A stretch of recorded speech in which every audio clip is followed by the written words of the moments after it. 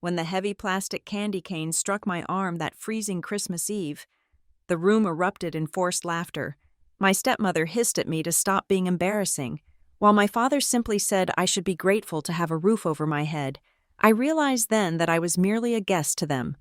They had no idea that their cruelty just triggered the surveillance plan that would strip them of every privilege they held over me.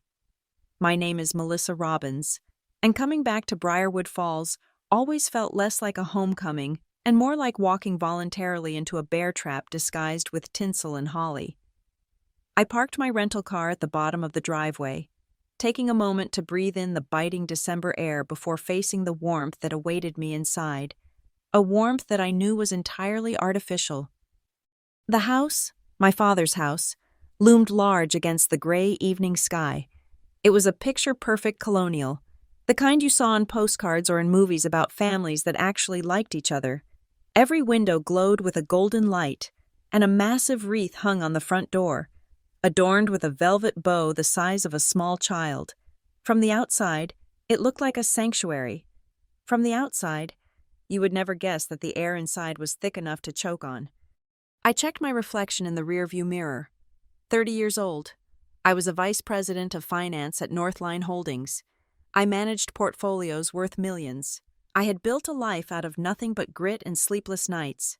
Yet, as I stared at my own pale face and the dark circles I had failed to conceal with concealer, I felt that familiar regression beginning to take hold. The moment I crossed that threshold, I would not be Melissa Robbins, the successful financial analyst. I would just be Melissa, the inconvenience, the leftover, the girl who did not quite fit into the portrait Robert and Vanessa had painted for themselves. I grabbed my bag and the expensive bottle of scotch I had bought for my father, aged 18 years, costing me nearly $300, and marched up the steps. When I opened the door, the assault on my senses was immediate. The air was heavy, overheated to a stifling degree, and saturated with the cloying scents of roasted chicken, heavy cinnamon, and cheap mulled wine. It smelled like a performative Christmas, a scent designed to mask the rot beneath the floorboards. "Melissa, you made it." The voice belonged to Aunt Linda, who was holding a glass of wine that looked suspiciously full for only 6 in the evening. She pulled me into a hug that felt more like a frisking than an embrace. "Barely," I said, forcing a smile that did not reach my eyes. The roads were icy near the turnpike. "Well, you are here now," she said, pulling back to look me up and down. Her eyes lingered on my tailored blazer and trousers.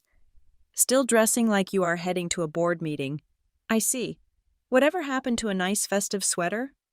"I came straight from the city, Linda," I replied, stepping past her. The living room was a spectacle of consumption. The tree was so overloaded with ornaments it looked like it might tip over at any moment. Garlands wrapped around the banisters, and fake snow dusted every available surface. Sitting on the plush beige sofa, holding court like a queen in her castle, was Vanessa. My stepmother looked impeccable. Of course, she was wearing a deep emerald dress that hugged her frame, her hair coiffed into rigid curls that defied gravity. She was laughing at something her son, Brandon, had said. Brandon, who was 22 and currently taking a gap year that had somehow stretched into 3 years, lounged in the armchair with the smug satisfaction of someone who had never paid a utility bill in his life. "Melissa," Vanessa said, her voice dropping an octave, smoothing into that syrupy tone she reserved for me when there was an audience. "We were beginning to worry. Robert said you might be too busy counting your money to make it this year." The room went quiet. It was a subtle dig, the kind she excelled at. It painted me as greedy and cold in a single stroke. "Hello, Vanessa," I said, keeping my voice steady. "I was not counting money. I was finishing a merger. Some of us have deadlines." Of course," she waved a manicured hand dismissively. "Always the career. It is admirable, really, sad, but admirable, to be so alone and yet so busy." I saw my father then. Robert was standing by the fireplace, nursing a drink. He looked older this year, the lines around his eyes deeper, his posture a little more slumped. He did not come over to hug me. He just raised his glass in a silent salute and turned back to the fire. That was my welcome. Dinner was an exercise in endurance. We sat around the long mahogany table, 12 of us in total, passing bowls of mashed potatoes and green beans while navigating the minefield of conversation. I focused on my food, trying to make myself small, trying to be the gray rock that gave them nothing to feed on. But Vanessa was hungry tonight. "So," Vanessa started, pouring herself another glass of wine, "Brandon is thinking of looking into real estate. Aren't you, sweetie?" Brandon shrugged, stuffing a roll into his mouth. "Yeah, maybe. Seems easy enough." "I told him he should talk to you. Melissa," Vanessa continued, her eyes locking onto mine. "Since you are so obsessed with property these days, I heard you finally closed on that place up on the hill, the modern one with all the glass." I stiffened. I had not told them I closed on the house. I had mentioned I was looking, but the purchase was private. "Yes, I moved in 2 weeks ago." "Must be nice," Aunt Linda chimed in. "To have all that space for just one person. A little selfish, do you not think? With family struggling?" "I worked for it," I said, my grip tightening on my fork. "I saved for 10 years. It is an investment."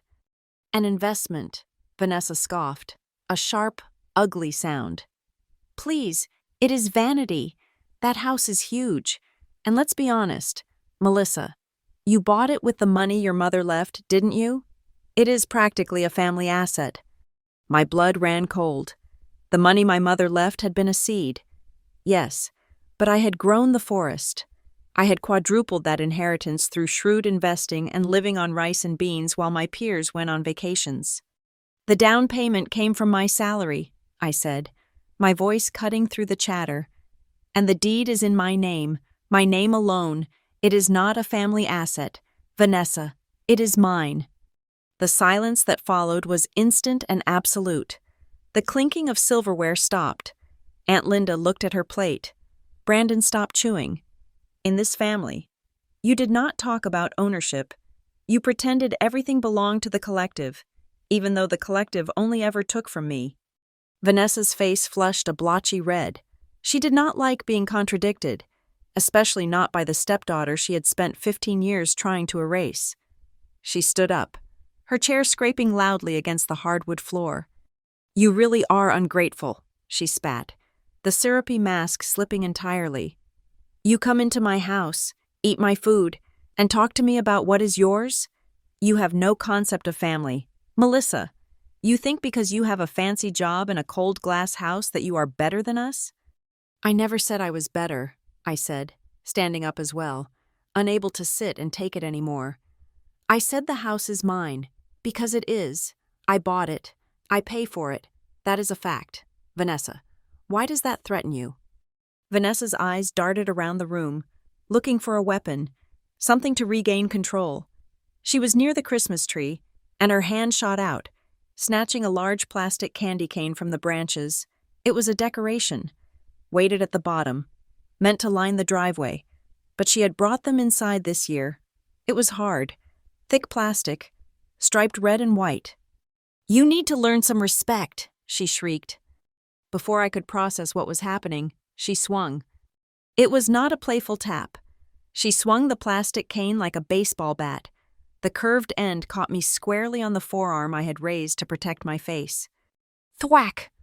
The sound was sickeningly loud, a sharp crack of plastic against bone. Pain exploded up my arm, hot and white. I gasped, stumbling back, clutching my arm. The room spun for a second. I looked at her, wide-eyed, waiting for the apology, waiting for the shock to register on her face. Instead, Vanessa laughed. It was a breathless, incredulous laugh. "Oh, look at her face, so dramatic. I barely touched you." She looked around the room, eyes wide and manic, silently commanding them to join in. "Tragically serious, Melissa. Children need to be taught a lesson sometimes, right? Just a little tap to knock the attitude out." And then, the horror set in. One by one, they started to chuckle. Aunt Linda covered her mouth, giggling. Brandon snorted. Even the cousins I barely knew were smiling nervously, taking their cue from the matriarch. They were treating physical assault like a festive blooper reel. My arm throbbed with a pulse of agony that made my vision blur. I could already feel the welt rising under my blazer sleeve. I looked at my father. He was the only one who had not laughed. He was staring at me, his expression unreadable. "Dad?" I whispered, my voice trembling. I felt like a child again, begging for protection. "Dad, she just hit me." Robert Robbins set his glass down on the mantelpiece. He looked at his wife, flushed and panting with adrenaline and malice, and then he looked at me, his daughter, holding my injured arm. He sighed, a long, weary sound that signaled he was inconvenienced by my pain. "Melissa," he said, his voice flat and devoid of any warmth. "Stop making a scene. It was a joke. You are almost 30 years old. Stop acting like a victim." "She hit me with a decoration. Dad, that is not a joke." "You provoked her," he stated, crossing his arms over his chest. "Coming in here, flaunting your money, acting superior. You should be grateful you still have a roof to come home to. You should be grateful we even invite you. Do not ruin Christmas for everyone else just because you cannot take a little discipline. Be grateful." The words hung in the air, heavier than the humidity, sharper than the pain in my arm. I looked at him, really looked at him, for the first time in years. I saw the weakness in his jaw, the fear in his eyes when he looked at Vanessa. The complete and total abandonment of his role as a father. He did not care about me. He cared about the peace.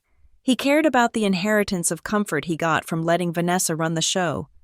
In that frozen moment, amidst the smell of burnt cinnamon and the sound of my family's mocking laughter, something inside me snapped. It was not a loud break. It was a quiet, clean severance. I was not their family. I was their retirement plan. I was their punching bag. I was the golden goose they wanted to pluck feathers from until I was bald and bleeding. My arm burned, but the fire in my chest was colder. I slowly lowered my arm. I straightened my spine. I looked at Vanessa, who was still smirking, twirling the candy cane in her hand like a baton. I looked at my father, who had already turned back to his fire, dismissing me. "You are right," I said, my voice terrifyingly calm. "I should be grateful. Thank you for the lesson." They took it as submission. The tension broke. Vanessa tossed the candy cane back onto the sofa and clapped her hands. "Good. Now, who wants dessert? I bought that pecan pie Brandon loves." I sat back down. I picked up my fork. I took a bite of the cooling potatoes. I chewed, and I swallowed. But as I sat there, listening to them discuss the weather and the neighbors, I was no longer Melissa the victim. I was Melissa the architect. I looked at the candy cane lying on the sofa cushion. I looked at the expensive scotch my father was now pouring for himself. I looked at the walls of the house I had grown up in. Enjoy it, I thought, a dark, silent vow forming in the back of my mind. Enjoy this Christmas. Eat your pie, drink your wine, because this is the last time you will ever sit comfortably in a room with me. You want my house? You want my family asset? I touched the throbbing bruise beneath my sleeve. I am going to build a fortress. I promised myself, and I'm going to watch you all freeze outside the gates, to understand why I sat there eating cold mashed potatoes while my arm throbbed. You have to understand that silence was not a new strategy for me. It was a survival mechanism I had been perfecting for 15 years. The bruise forming under my blazer was fresh, but the dynamic that created it was ancient. My life effectively split into two distinct eras, the time before the silence and the time after. The before ended when I was 15 years old, on a rainy Tuesday when the heart monitor in a sterile hospital room finally flatlined. My mother had been the spine of our family. She was practical, firm, and possessed a quiet warmth that filled the corners of our house in Briarwood Falls. When she died after a 2-year battle with cancer, the house did not just become empty, it became hollow. My father, Robert, was a man who did not know how to be alone. He was a creature of dependency, without my mother to organize his life, to tell him which tie matched his suit, or to remind him of birthdays. He began to fray at the edges. I tried to step up. I tried to be the one who cooked dinner and checked the mail, but I was a grieving teenager, and he was a man drowning in a silence he could not bear. He did not wait long to fill the void. 6 months, that was all it took. 6 months after we buried my mother. Vanessa walked into our lives. She was everything my mother was not. Where my mother was understated and natural, Vanessa was high definition. She was loud, colorful, and smelled aggressively of expensive jasmine perfume. She was a realtor who had sold a house down the street, and she looked at my father with wide, adoring eyes that made him stand a little straighter. She made him feel young again. She made him forget the smell of sickness that had lingered in our hallways. In the beginning, Vanessa played the role of the sympathetic stepmother with Oscar-worthy dedication. She did not come in acting like a villain. That would have been too easy to fight. Instead, she came in with trays of lasagna and soft words. "You have your whole life ahead of you, Melissa," she would say, sitting on the edge of my bed while I tried to do homework. "You should not be weighed down by all this old stuff." The old stuff she referred to was my mother's jewelry, her books, the small savings account she had started for my college fund. Vanessa framed detachment as a form of healing. She encouraged my father to donate my mother's clothes to charity, because keeping them was morbid. She suggested redecorating the living room because the old floral wallpaper was depressing. I was 16 when I realized what was actually happening. I had asked my father for money to pay for a school field trip. It was $100, not a fortune. My father reached for his wallet, but Vanessa placed a hand gently over his. "Robert, honey," she cooed. "Remember the budget? We have that contractor coming to look at the deck next week. Maybe Melissa can earn the money herself? It builds character." My father hesitated. He looked at me, then at her, and then he put his wallet away. "She is right.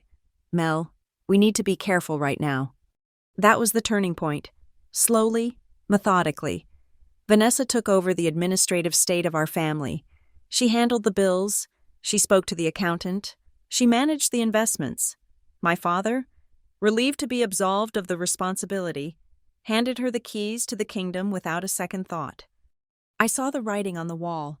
I saw Brandon, her son from a previous marriage who was 2 years younger than me, getting new sneakers and the latest video game consoles while I was told to build character. I realized then that if I stayed dependent on them, I would drown. I would be a guest in my own life, begging for scraps. So, I ran, not physically, but mentally. I retreated into the one place where Vanessa could not manipulate the narrative. Numbers. Numbers were clean. They were logical. 1 + 1 always equaled 2. No matter how charmingly you smiled at it, I threw myself into my studies with a terrifying intensity. While other girls were dating and sneaking out to parties, I was in the library, obsessing over economics and market trends.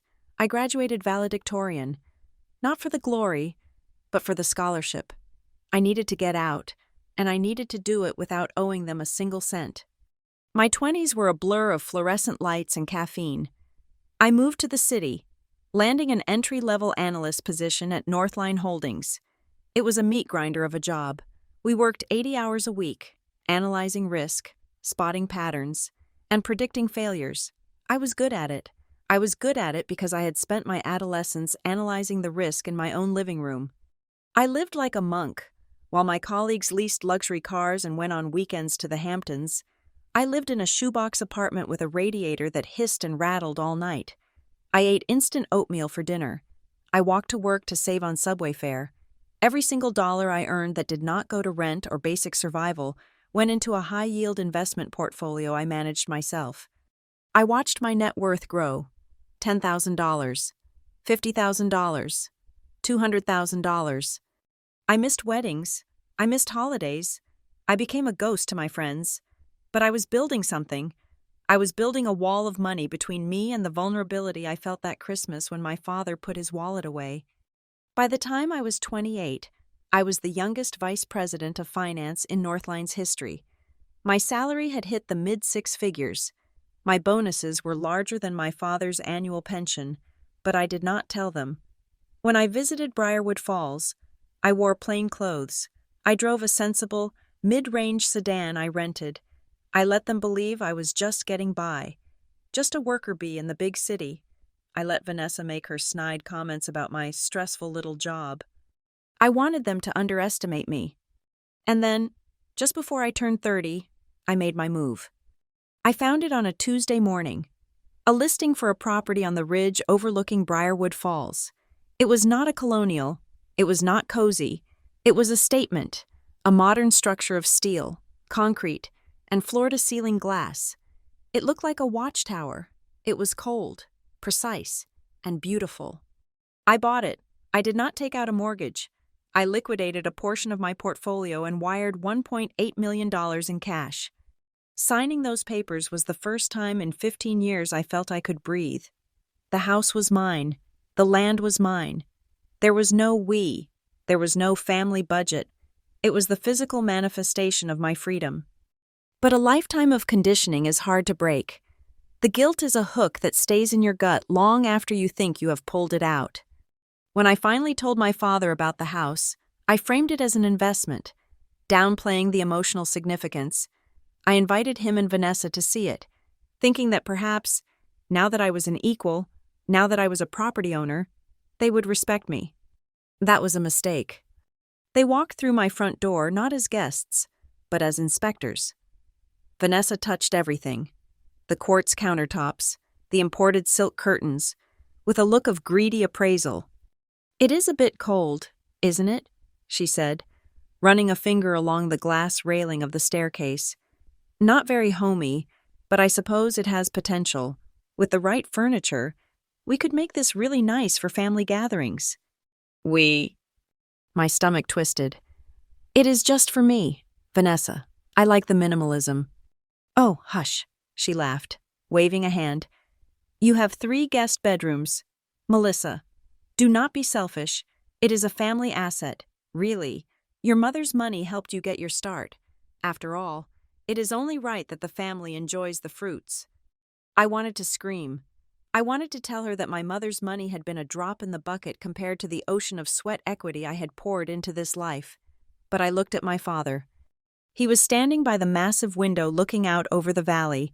For the first time in years, he looked proud. Not proud of me, exactly, but proud of the situation. He looked like a man who felt secure knowing there was a safety net.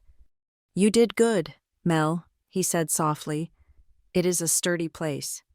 That crumb of validation was all it took to make me stupid. A week later, I was heading back to the city for a month-long business trip to Tokyo for a merger negotiation. I stopped by my father's house to say goodbye. "You are going to be gone a long time," my father said, leaning against the doorframe. "Who is watching the house?" "It is fine. Dad, I have a security system." "Systems fail," Vanessa chimed in from the kitchen, chopping vegetables with a little too much force. "What if a pipe bursts? What if there is a storm? You know, the winters are getting worse." My father looked at me with those tired, dependent eyes. "It would make me feel better if we could check on it, just in case. You know I worry." I hesitated. Every alarm bell in my head was ringing. My intuition, honed by years of corporate Shark Tanks, screamed no. But this was my dad. This was the man who used to carry me on his shoulders before the silence took him. And despite everything, despite the neglect and the dismissal, a pathetic part of me still wanted to be the good daughter. I wanted to show them that I trusted them, hoping that trust would be reciprocated. I reached into my purse. The brass key felt heavy and cold in my hand. It was the only physical key to the front door. Everything else was digital. It was meant to be the fail-safe. "Okay," I said, handing it to him. "Only for emergencies. Dad, if the alarm goes off and the company calls you, or if there is a storm, otherwise, please do not go in. I have things set up a specific way." He closed his hand over the key. "Of course, honey, just for peace of mind." Vanessa walked into the hallway, wiping her hands on a dish towel. Her eyes dropped to his closed fist, and a small, satisfied smile played on her lips. It was quick, gone in a blink, but I saw it. "We will take good care of it," she said. I drove away feeling a knot of nausea in my stomach. I told myself I was being paranoid. I told myself that they were annoying and entitled, but they were not criminals. They were family. They would not violate the sanctity of my home. I was a fool. I had spent 10 years building a fortress to keep the world out, to keep myself safe. I had analyzed every market risk, every financial pitfall, every potential disaster, but in a moment of daughterly weakness, I had handed the key to the Trojan horse and invited them to park it right in my living room. I did not know it then, driving away from Briarwood Falls, but I had just signed the death warrant for my own peace. That key was not a tool for emergencies. It was a weapon. And as I sat there at the Christmas dinner table 1 year later, nursing my bruised arm and listening to them laugh, I realized that the weapon had finally been fired. The house on the hill was no longer just a house. It was the battlefield. And I was the only one who knew that the war had actually begun years ago. In the silence of a kitchen where a 16-year-old girl realized she was all alone, the decision to turn my home into a fortress did not happen in a vacuum. It was triggered by a series of break-ins that swept through the affluent northern ridge of Briarwood Falls 3 months before Christmas. The police reports were unsettlingly similar: a shattered patio door, a disabled alarm, jewelry, cash, and electronics gone in under 10 minutes. The neighbors whispered about professional rings targeting the area, marking houses that looked secluded. My house, perched on the hill with the woods pressing against the back lot, was the definition of secluded. I remember standing in my living room the night I heard about the third break-in. I looked at the dark expanse of glass that made up the back wall, the very feature I loved for its aesthetic, and for the first time, I did not see a view. I saw a vulnerability. I saw a massive, transparent invitation to anyone who wanted to take what was mine. I did not hesitate. The next morning, I called Sentinel Home Guard. They were not the standard security company that slapped a sticker on your window and called it a day. Sentinel was high-end, military-grade protection for private residences. They were expensive, costing me nearly $15,000 for the installation alone, plus a steep monthly monitoring fee, but I wrote the check without blinking. In my line of work, you do not cut corners on asset protection. The installation took 3 days. It was a precise, almost surgical operation. A team of technicians in gray uniforms swarmed my house, drilling into door frames, running wires behind drywall, and mounting sleek, black cameras in the eaves of the roof. I supervised every step. I wanted to know exactly how it worked. "We are installing 6 high-definition cameras," the lead technician, a serious man named Miller, told me as he walked me through the perimeter. 2 covering the driveway, 1 at the front door, 2 for the backyard and patio, and 1 interior camera covering the main living area and hallway. They record 24/7 to the cloud. You can see a license plate from 50 feet away in pitch darkness. I nodded, watching him adjust the angle of the camera above the garage. "What about the sensors?" "Every window has a magnetic brake sensor," Miller explained. "If the glass is shattered or the frame is forced, the alarm trips instantly. We are also installing motion detectors in the foyer and the upstairs landing. And the locks? These are the newest generation smart locks. No picking, no bumping. They log every single entry and exit." He handed me a tablet, showing me the interface. It was beautiful in its simplicity. A map of my house with green indicators for every secure point. It was a dashboard of control. "You manage everything from the Sentinel app on your phone," he said. "You can lock and unlock doors remotely. You can speak through the doorbell camera. You can arm and disarm the system from Tokyo if you have to. And if an alarm is triggered, our command center calls you within 10 seconds. If we do not get the safe word, police are dispatched immediately." I felt a wave of relief wash over me. This was what I needed, a system that did not rely on trust or goodwill, but on binary code and infrared sensors.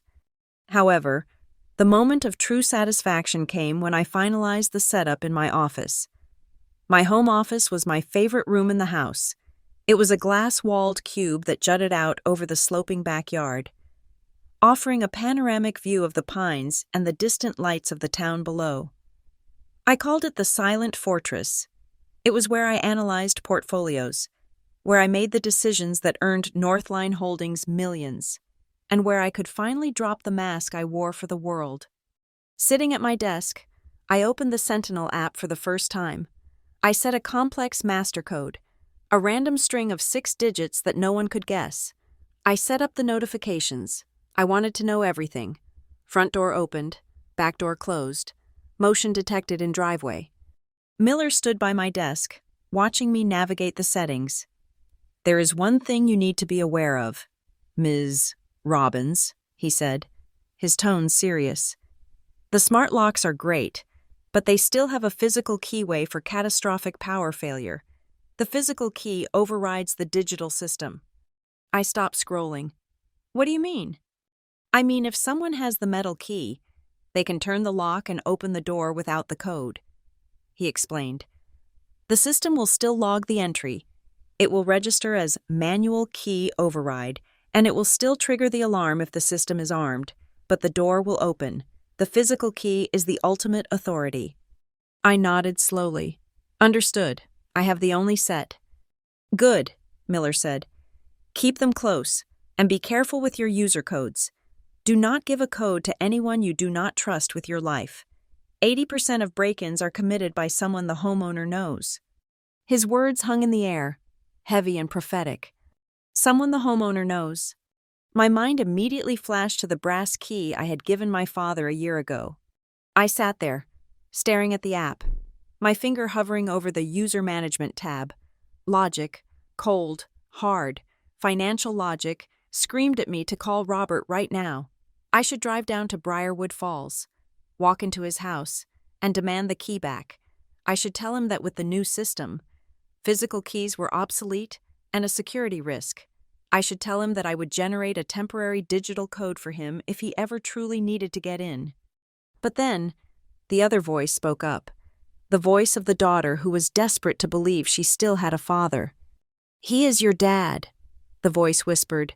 "He is not a thief. He is just a weak, tired old man. If you ask for the key back now, right after installing a high-security system, it is a direct insult. It says, 'I treat you like a criminal. It will cause a fight. Vanessa will spin it. She will say you are paranoid, that you are cutting them out, that you think you are too good for them.'" I hated that voice. I hated how small it made me feel, but it was loud.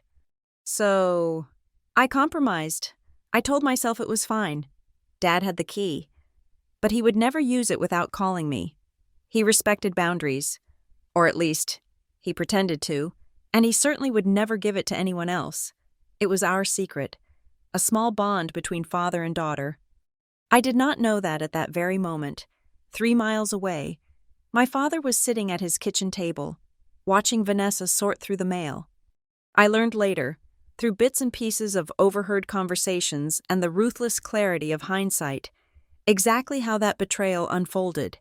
It was not a grand conspiracy, at least not on his part.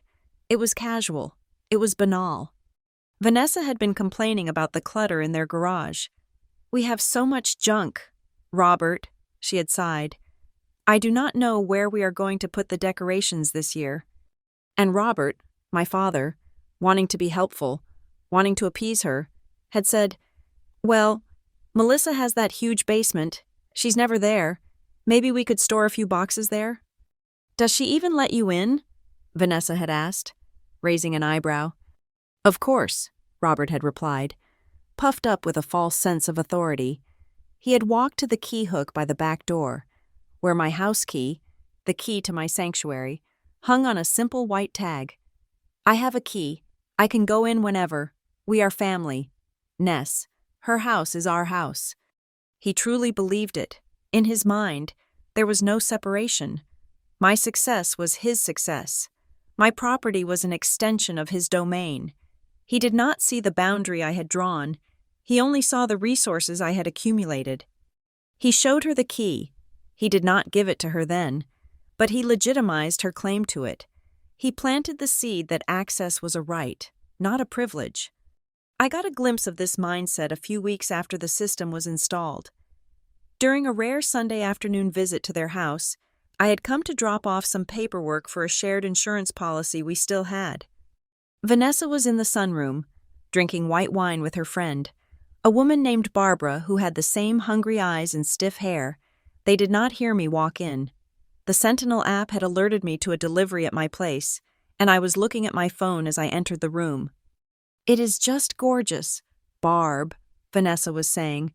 Her voice slurred slightly. "Modern, yes, but Robert and I could warm it up.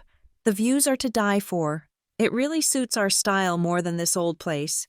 We are thinking about downsizing, moving into something that reflects where we are in life." "Oh?" Barbara asked. "Are you buying a new place?"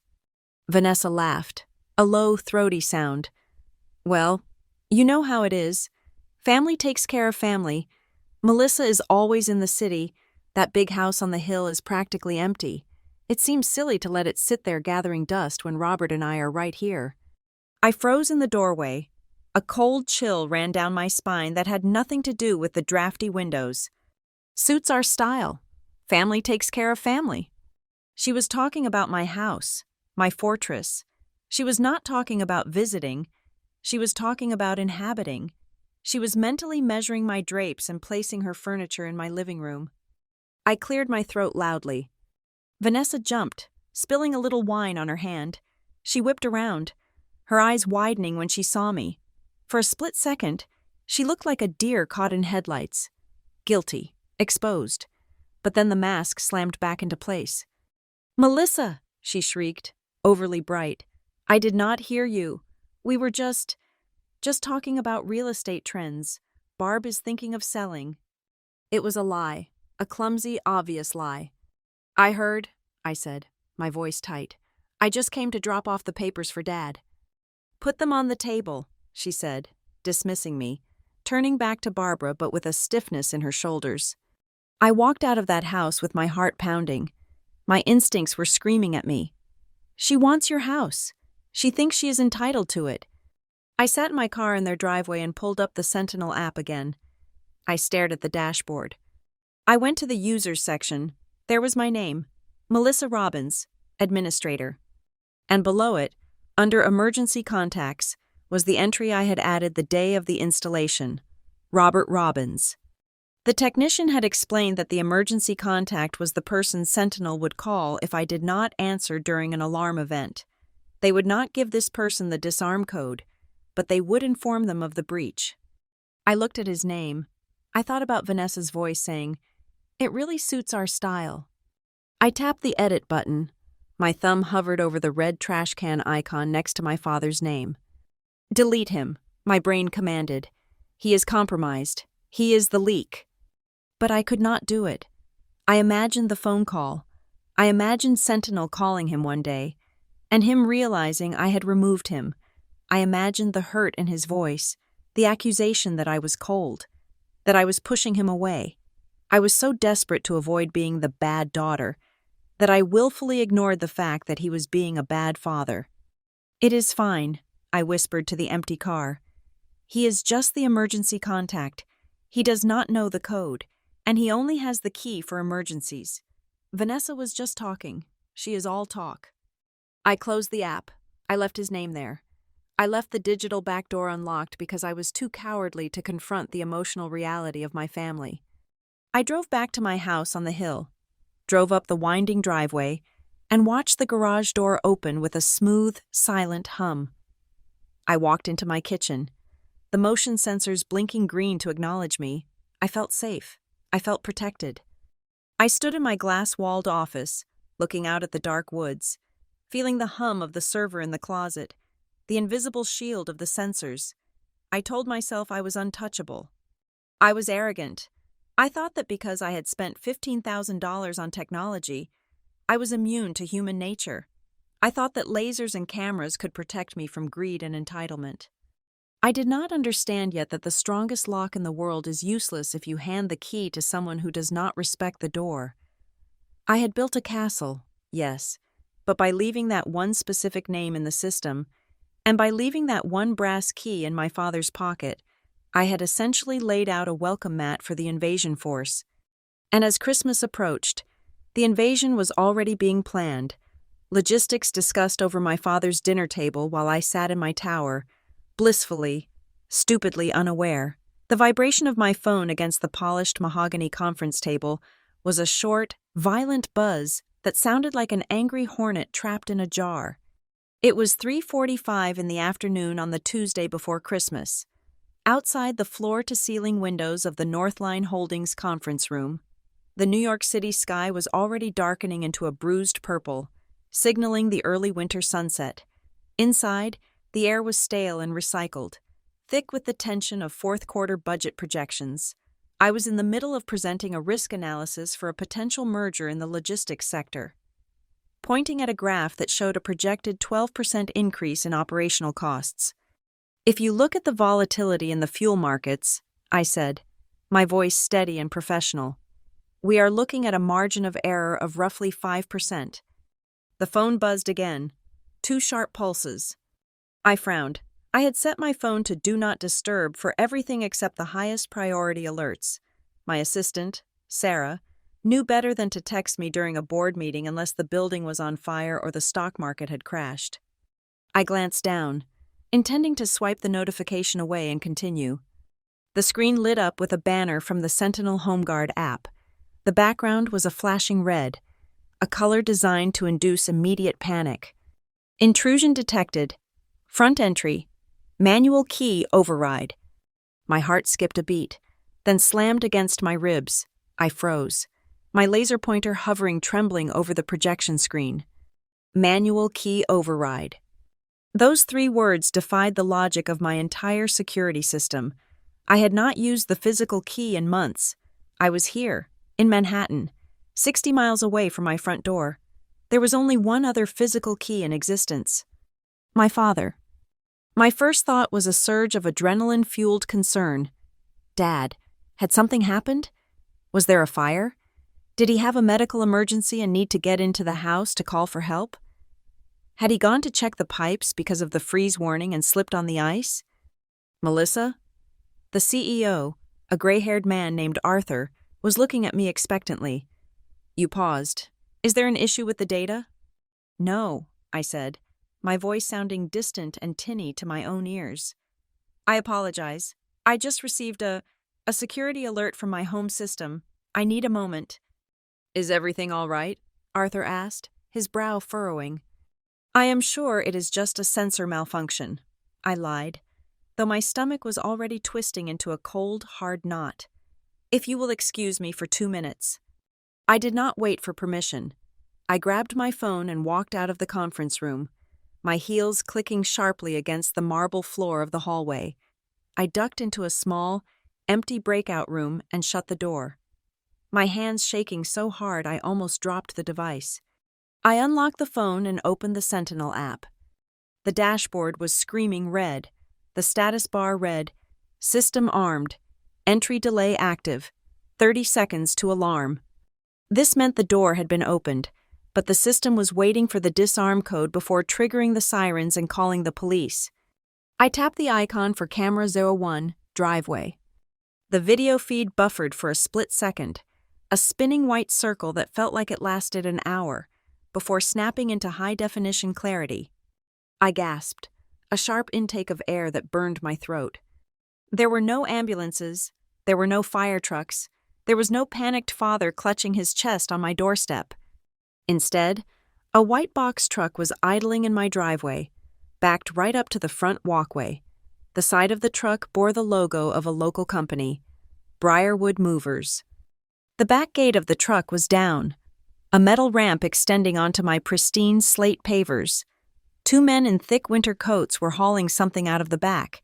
It was wrapped in plastic, but the shape was unmistakable. It was a sofa, a beige, floral-patterned sofa that I recognized instantly. It was the sofa from my father's living room, the one Vanessa had bought 5 years ago because she said it looked regal. My brain short-circuited. Why is my father's sofa in my driveway? I switched to Camera 02, front door. The angle was sharp. Looking down from the eaves of the porch, I saw the top of my father's head, He was holding the door open, propping it with his foot. He looked stressed, looking over his shoulder at the movers. "Careful with the frame," a voice rang out. It was distinct, piercing, and familiar. I switched to camera O3, foyer living room. This camera had the best view. It was mounted high in the corner of the vaulted ceiling, covering the entire open-concept living area and the hallway leading to the stairs. The feed showed my front door wide open, letting the freezing December wind blow into my sanctuary. Vanessa walked into the frame. She walked in not like a guest, and certainly not like someone responding to an emergency. She walked in like a general surveying conquered territory.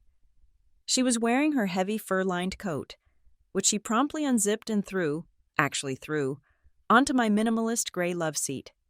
Following her was Brandon.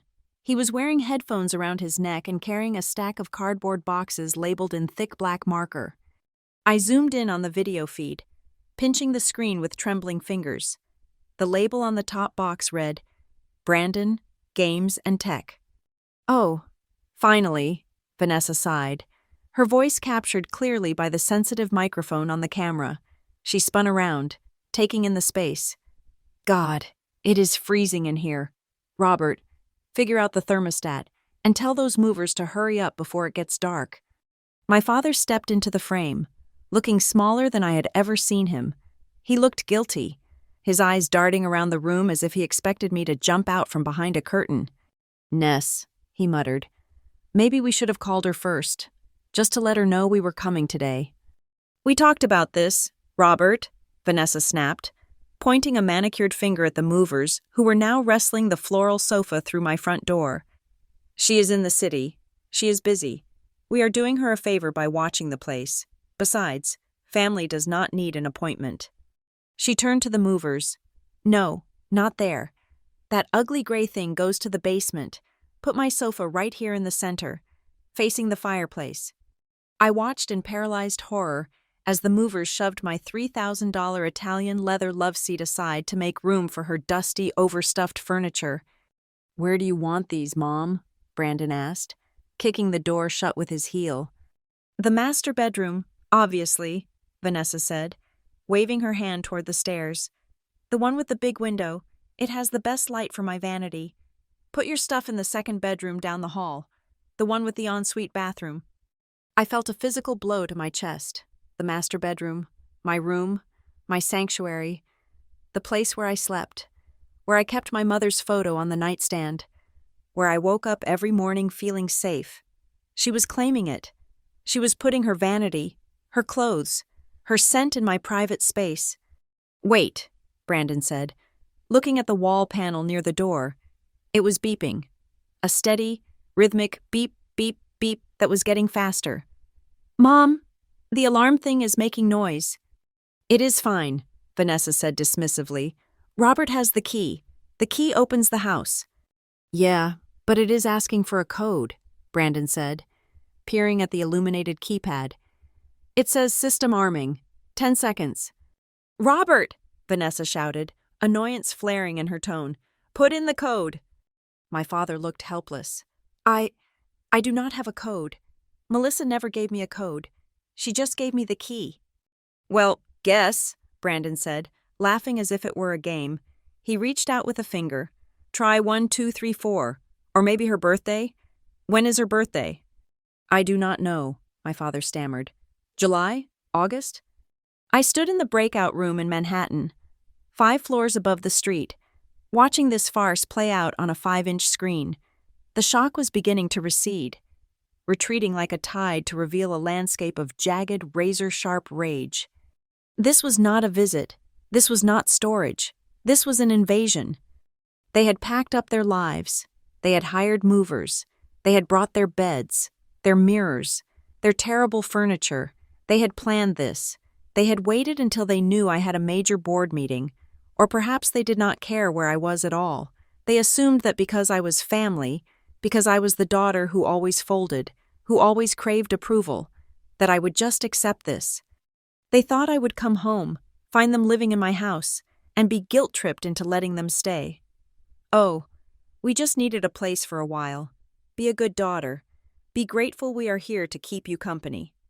I watched Brandon punch a random sequence of numbers into my keypad. Intrusion alert.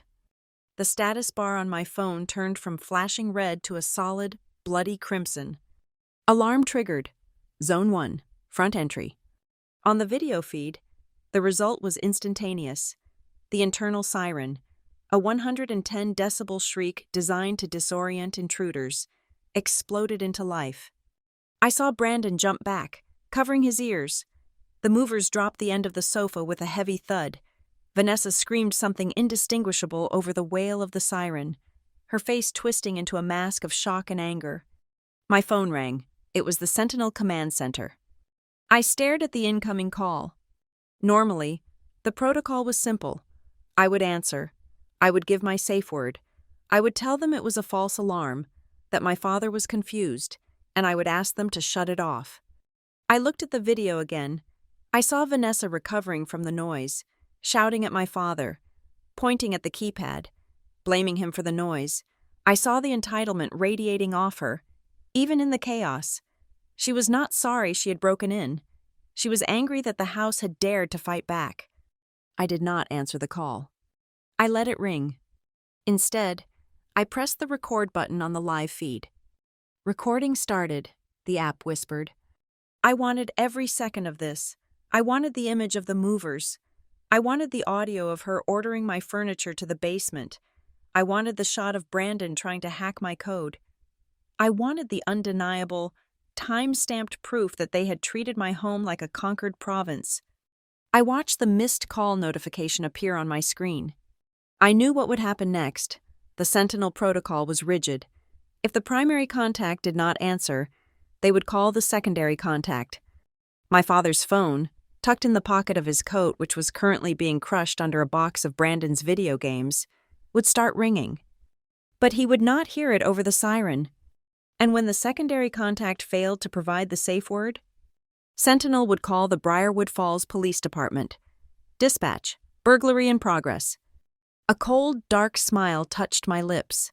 It was a smile I did not recognize, devoid of any warmth or daughterly affection.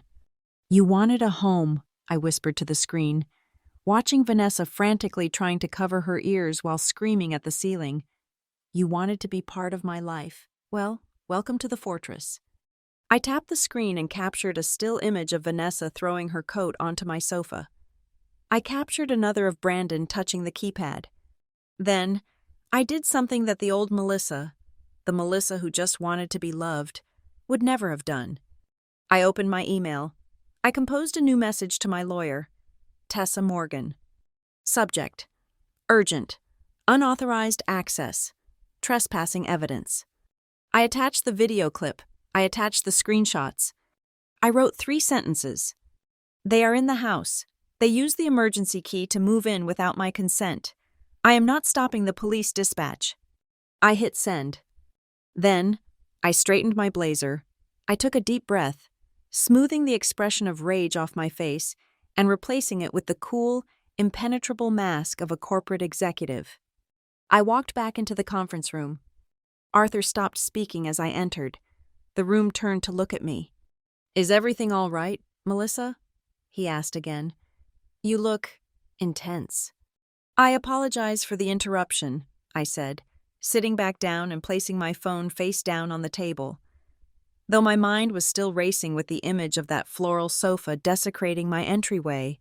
"There was a security breach at my property. The authorities have been notified and are en route. There is nothing more I can do from here." "The authorities?" Arthur looked concerned. "Should you leave?" "No," I said, picking up my laser pointer. My hand was steady now, rock steady. "The police will handle the intruders. I have a merger to close." I looked at the graph on the screen. The numbers made sense. The numbers were clean. Unlike my family, the numbers did not lie to you and then steal your master bedroom.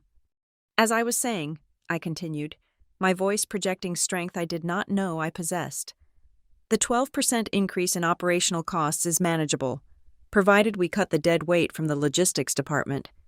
Cut the dead weight. The phrase hung in the air, carrying a double meaning that only I understood. Back in Briarwood Falls, The siren was still screaming. The police were 3 minutes away, and for the first time in my life, I was not going to intervene to save them from the consequences of their own greed. The castle gate had slammed shut, and they were trapped inside with the dragon. The deafening shriek of the siren inside my house cut off abruptly, replaced by a silence that was even more terrifying. Through the high-definition feed on my phone screen, I saw Vanessa and Brandon freeze. They looked up at the ceiling, their eyes wide, searching for the source of the sudden quiet. Then, the voice of God, or rather, the voice of a Sentinel Home Guard operator named Marcus, broadcasting from a command center 3 states away, boomed through the hidden speakers in the living room. The audio quality was crisp, authoritative, and designed to intimidate. "Attention! You are trespassing in a secured Sentinel-protected property," the voice announced, filling the vaulted ceiling of my foyer. "Cameras are recording. Police have been notified. Please identify yourself and state the security passphrase immediately." On the screen, I saw Vanessa flinch as if she had been slapped. Her face, previously flushed with the exertion of moving furniture, drained of color. She looked at the speaker grill mounted discreetly in the drywall, then scrambled to regain her composure. She smoothed her hair, putting on the same imperious expression she used when sending back a dish at a restaurant. "Passphrase?" she shouted at the ceiling, her voice shrill and distorted by the microphone. "I do not need a passphrase. This is my family's house. I am Vanessa Robbins. My husband is Robert Robbins. He has the key. We are moving in." "State the security passphrase," the operator repeated, his voice devoid of emotion. "You have 10 seconds. "I told you!" Vanessa screamed, stomping her foot on my hardwood floor. "We are family. My stepdaughter owns this place. Call her. Call Melissa. She will tell you to shut this damn thing off." Brandon, standing by the door with a box of cables in his hands, looked significantly less confident. "Mom," he muttered, looking at the keypad which was flashing red. "Mom, let's just go outside. This is serious." "We are not going anywhere," Vanessa snapped at him. Then she looked back at the ceiling. "The password is, I don't know, Melissa, family, Briarwood. Just turn it off." "Passphrase incorrect," the operator said. "Police dispatch confirmed. Units are en route. Leave the premises immediately." The siren started again. It was a pulsing, rhythmic wail this time, sharper and faster than before. My hands were sweating so profusely that I had to wipe them on my skirt to keep a grip on the phone. I was standing in the breakout room in Manhattan, trembling not from fear, but from a sickening cocktail of vindication and horror. They really thought that shouting family at a computer would override the algorithm. They thought their entitlement was a universal master key. My phone vibrated again. The screen changed. It was an incoming call from a number with a 508 area code. Briarwood Police Department. I took a deep breath. I stared at the green answer button. This was the precipice. Once I answered this call, I was crossing a line that could never be uncrossed. I was inviting the state to intervene in a family dispute. I was doing exactly what good girls were taught never to do. I was airing the dirty laundry. I slid my thumb across the screen. "This is Melissa Robbins," I said, my voice sounding surprisingly steady, anchored by the cold fury in my chest. "Ms. Robbins, this is Dispatcher Miller with the Briarwood Police," a woman's voice said, brisk and professional. "We have received a verified alarm from your residence at 14 High Ridge Lane. Sentinel Security reports unauthorized entry and individuals on site refusing to vacate. Are you currently at the premises?" "No," I said. "I am in New York City." "Okay, we have officers 2 minutes out," the dispatcher continued. "The security company reports that the individuals on site are claiming to be family members. Can you confirm if you have authorized anyone to be in the home today?" Time seemed to slow down. I looked at the paused video frame on my iPad, which I had set up next to my phone. I saw my father's floral sofa sitting in my entryway like a tumor. I saw the muddy footprints the movers had tracked onto my rug. I saw the absolute disregard for my boundaries, my property, and my personhood. If I said yes, if I said, "Oh, it is just a misunderstanding. Let them stay," I would lose. I would lose the house. I would lose my sanctuary. I would spend the next 30 years being the doormat they wipe their feet on. "Ms. Robbins?" the dispatcher asked. "Do these people have permission to be inside?" "No," I said. The word was short, sharp, and absolute. "They do not?" "Understood," the dispatcher said, her tone shifting slightly. "Are they tenants? Do they have a lease?" "No lease, no rental agreement. I am the sole owner and occupant," I clarified, my lawyer's training kicking in. "I have not given them permission to enter, let alone move furniture in. They used a spare key meant for emergencies only." "Okay, we are treating this as a breaking and entering in progress," the dispatcher said. "Officer Higgins is pulling up now. Stay on the line if you can, or we will call you back once the scene is secured." "Thank you," I said, and hung up. I stood there for a moment, staring at the blank wall of the conference room. My heart was hammering against my ribs like a trapped bird. I had done it. I had called the police on my stepmother. But the real boss battle was not Vanessa. It was Robert. I needed to hear him say it. I needed to hear him admit that he had sold me out. I dialed his number. It rang 4 times. He usually answered on the second ring. He was screening me. I knew he was looking at the phone, seeing my name, and rolling his eyes, thinking I was calling to nag him about the alarm. Finally, on the 5th ring, he picked up. "Melissa, for God's sake," he barked, his voice loud and irritated. In the background, I could hear festive jazz music and the clinking of glass. He was not at my house. He had gone back to his own place, or rather, the house he was vacating, to prep for his party. He had left Vanessa to handle the dirty work of the invasion while he drank eggnog. "Dad," I said, "I cannot talk right now. Mel." He cut me off. "I am up to my ears in decorations. The Hendersons are coming over in an hour and the ice maker is broken again. Why is your alarm making such a racket?" Vanessa called me screaming that she cannot hear herself think. "Just turn it off from your app, will you?" "I cannot turn it off, Dad," I said, my voice deadly calm. "Because there are intruders in my house." "Oh, stop it," he groaned. "It is not intruders. It is Vanessa and Brandon. Do not be dramatic." "Why are Vanessa and Brandon moving furniture into my house, Dad?" There was a pause, a long, heavy pause, where the jazz music in the background seemed to mock me. "Look," he sighed, the sound of a man who felt unfairly put upon. "Vanessa talked to me about it last week. Her cousin is coming to stay at our place for the holidays, and the house is it is too crowded, and Brandon needs a quiet space to focus on his projects. We figured, you are all the way in the city. You are barely there. Your house has 4 bedrooms. Melissa, it is empty. It is wasteful." "So you decided to give them my home?" I asked. "Without asking me? Without even sending a text?" "I knew you would say no," he exploded, his stress finally cracking through. "You are always so selfish about that place. My house, my rules, we are family. Melissa, family shares. Vanessa just needs to stay there for a few months until Brandon gets on his feet. It is not a big deal. Why do you have to make everything into a federal case?" "A few months?" I repeated, my voice rising. "Dad, they brought a moving truck. They brought a piano.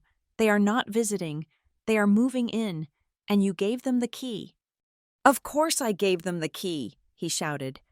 "I am your father. That key belongs to the family. You should be happy that we can make use of the space. You live alone. What does a single woman need with 4,000 square feet anyway? It is ridiculous." The misogyny hit me like a physical slap. A single woman, as if my ownership was conditional on my marital status. As if my hard work meant nothing because I did not have a husband to validate the square footage. "I am the owner on the deed, Dad," I said, my hand gripping the phone so tight my knuckles were white. "And right now, the police are pulling into the driveway." "What?" The word came out as a strangled gasp. "What did you say?" I said the police are there. I told him. The security company called them, and when they called me to ask if the people inside had permission to be there, I told them the truth. I told them no. You called the cops on Vanessa? Robert's voice dropped to a whisper of disbelief. On your brother? He is not my brother, I snapped. And she is not my mother. They are intruders who broke into my house.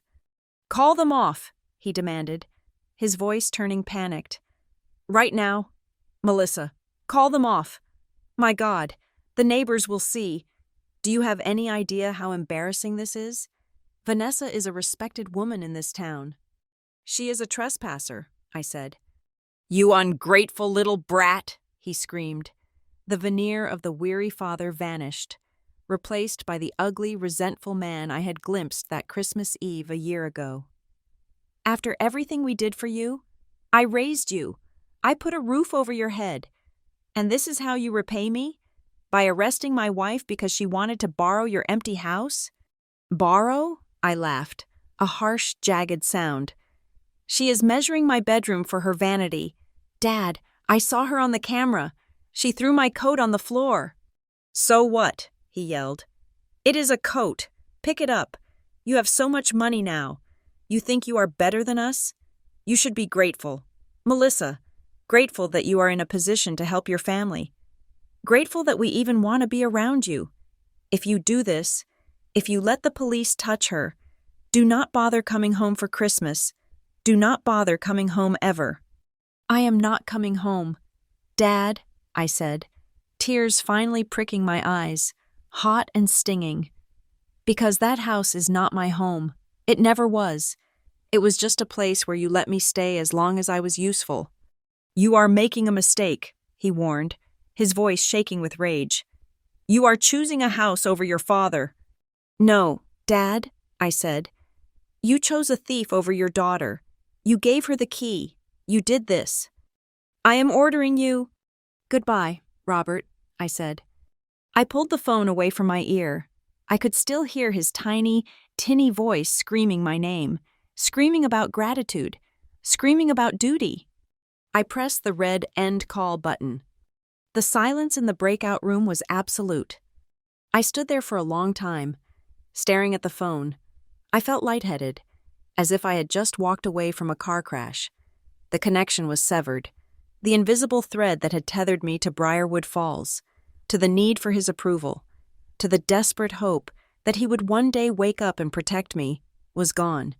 He had cut it himself with that last demand. Be grateful. Grateful to be robbed. Grateful to be used. Grateful to be displaced. I wiped the tears from my cheeks. They were the last tears I would shed for him. I looked back at the iPad. On the screen, a police cruiser with flashing blue lights was rolling up my driveway, blocking the exit of the moving truck.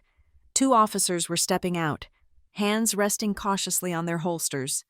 I picked up my phone again. I did not call my father back. I did not call the police station to recant. I opened my contacts and found Tessa Morgan's number. I tapped call. Melissa? Tessa answered on the first ring. I got your email. The video is... Wow. Are you okay? I am fine, I said, and I was surprised to find that I meant it. The fear was gone. The hesitation was gone. All that was left was the cold, hard clarity of a balance sheet. The police are on site. My father just confirmed he gave them the key and feels entitled to the property. Okay, Tessa said, her voice shifting into lawyer mode. That changes things. It proves intent. We are not just looking at trespassing. We are looking at a coordinated attempt to establish adverse possession or tenancy rights. We need to hit hard, and we need to hit now. Do it, I said. File the restraining orders. File the eviction notice if they claim tenancy.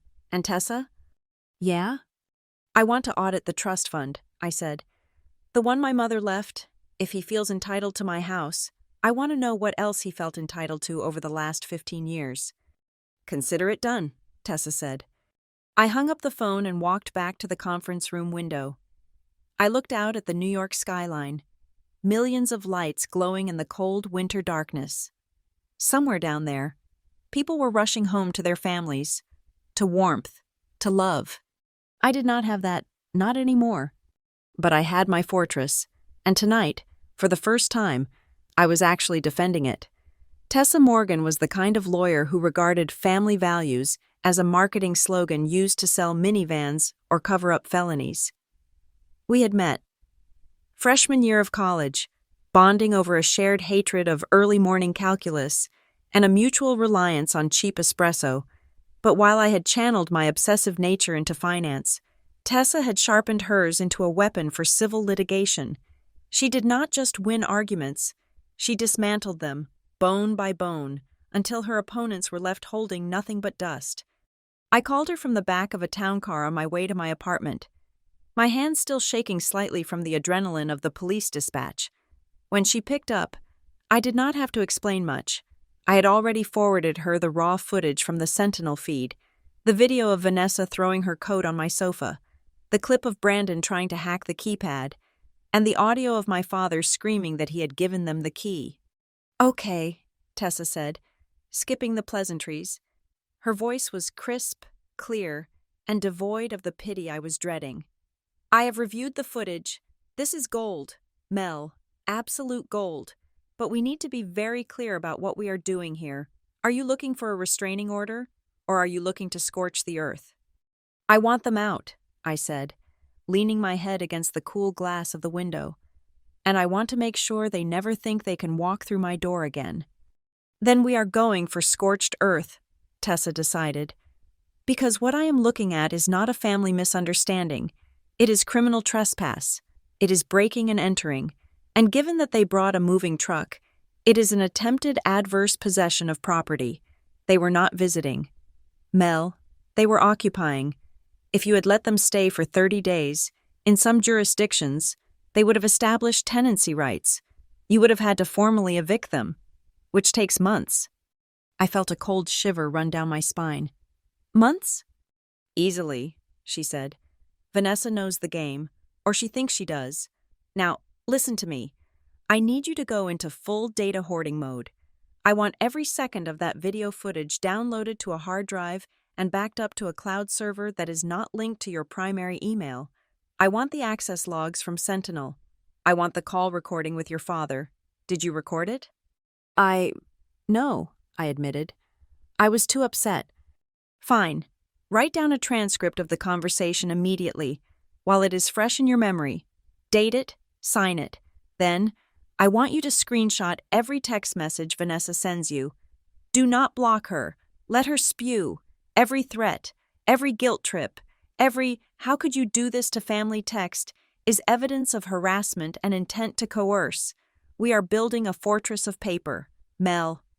By the time I got to my apartment, the notifications on my phone had shifted from security alerts to a barrage of hysteria.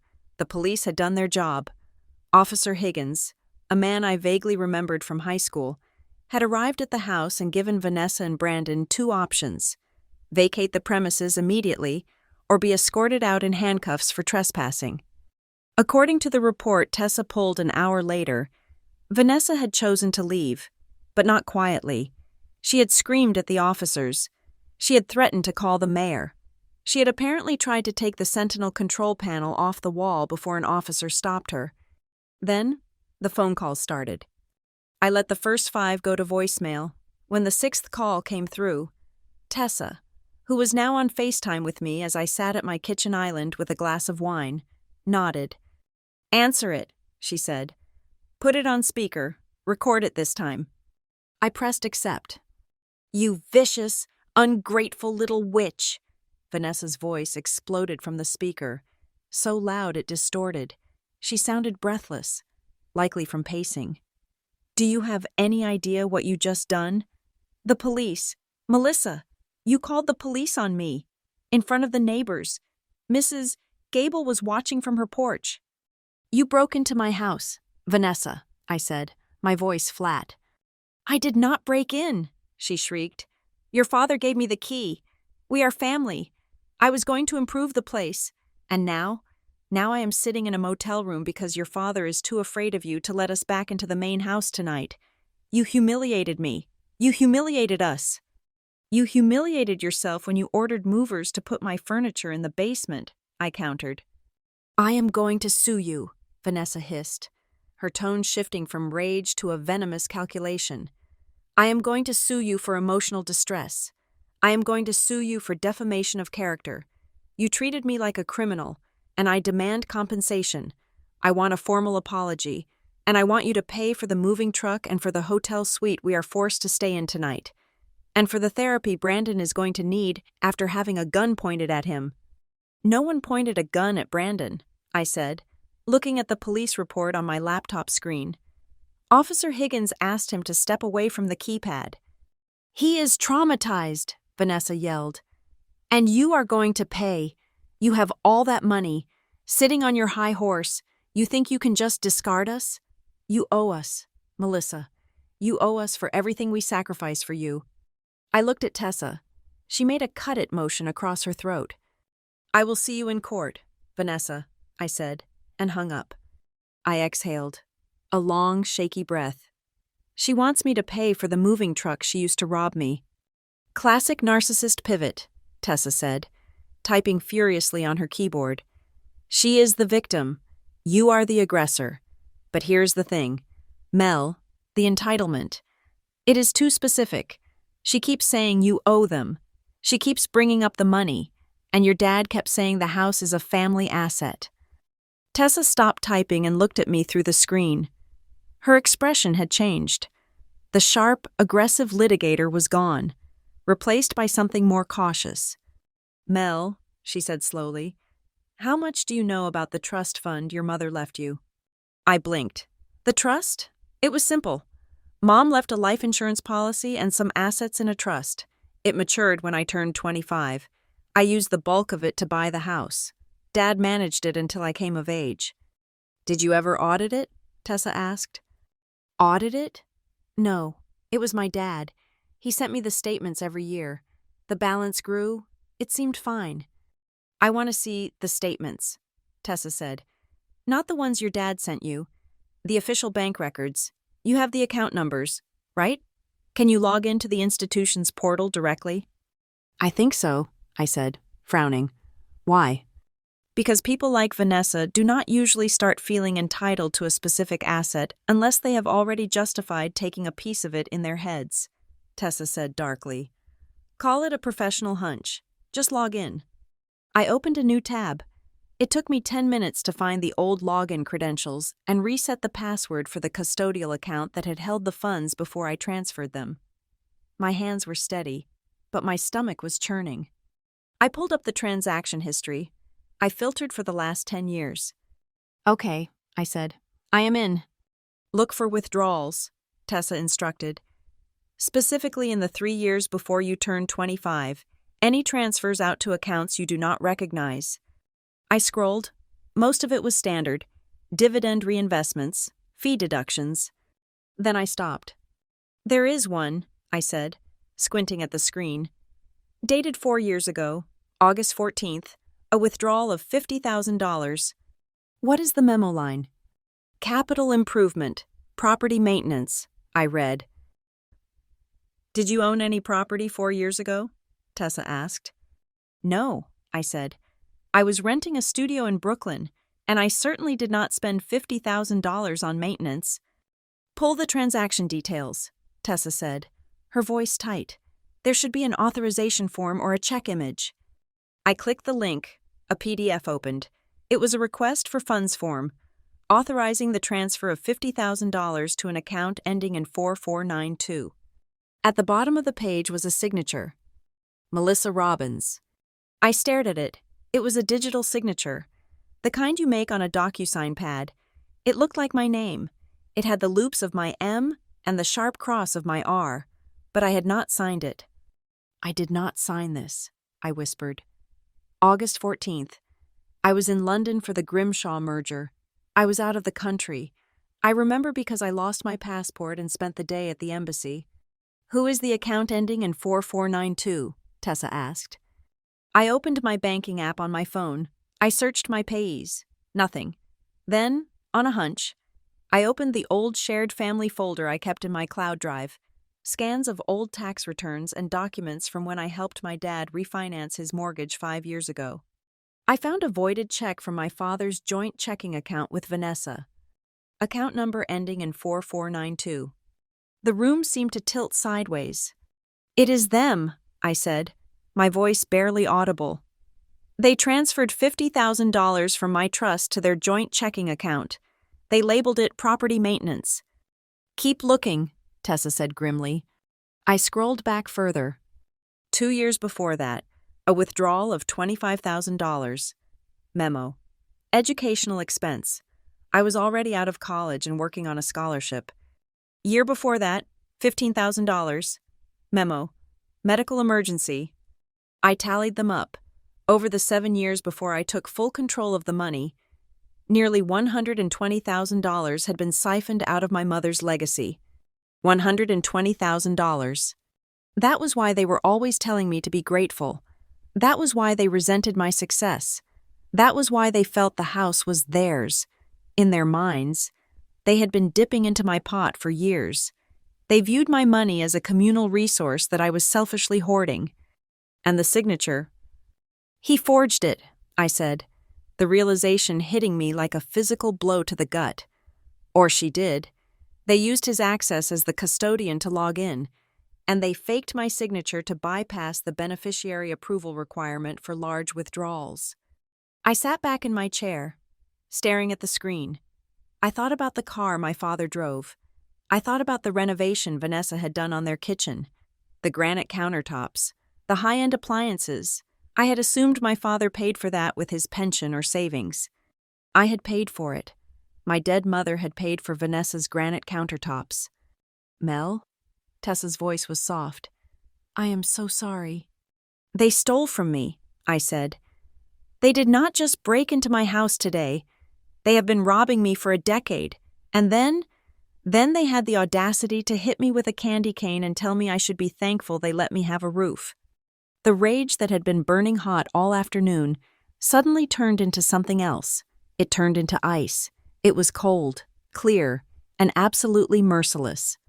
"What are my options?" I asked. "Well," Tessa said, shifting back into lawyer mode, "this is no longer just civil. This is fraud. This is embezzlement.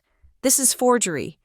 We can file a civil suit to recover the funds, yes, but we can also file a criminal complaint. If we hand this over to the district attorney, your father could be looking at prison time, Vanessa too. If her name is on the account that received the funds." Prison. I closed my eyes. I pictured my father. I pictured him teaching me to ride a bike. I pictured him sitting in the chair on Christmas Eve, watching Vanessa hit me and saying nothing. I pictured him on the camera today, holding the door open for the movers. He had made his choice. He had chosen his wife. He had chosen his comfort. He had chosen to steal from his daughter rather than stand up to the woman who wanted new countertops. "Do it," I said, opening my eyes. "Mel, are you sure?" Tessa asked. "Once we ring this bell, you cannot unring it. A criminal investigation will destroy his reputation. It will destroy his life." "He destroyed mine," I said. "He let me think I was crazy for years. He let me think I was selfish. He let me think I owed him. All the while, he was stealing the only thing my mother left me to ensure I would be safe." I looked at the forged signature again. It was a sloppy imitation.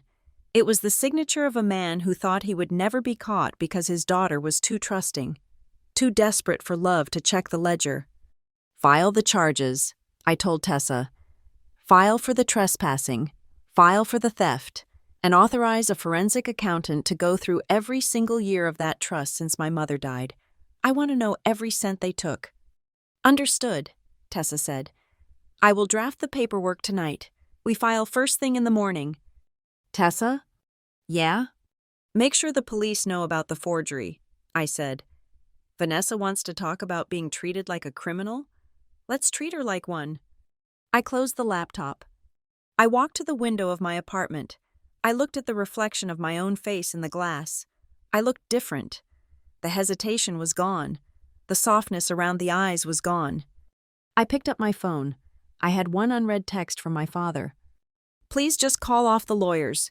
We can work this out. We are family. I deleted the message. Then, I blocked his number. The war had started in the driveway with a moving truck, but it was going to end in a courtroom with a bank statement.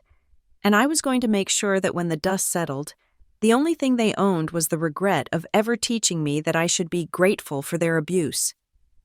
Driving to the Briarwood police station the morning after the break-in felt less like a civic duty and more like driving to a funeral.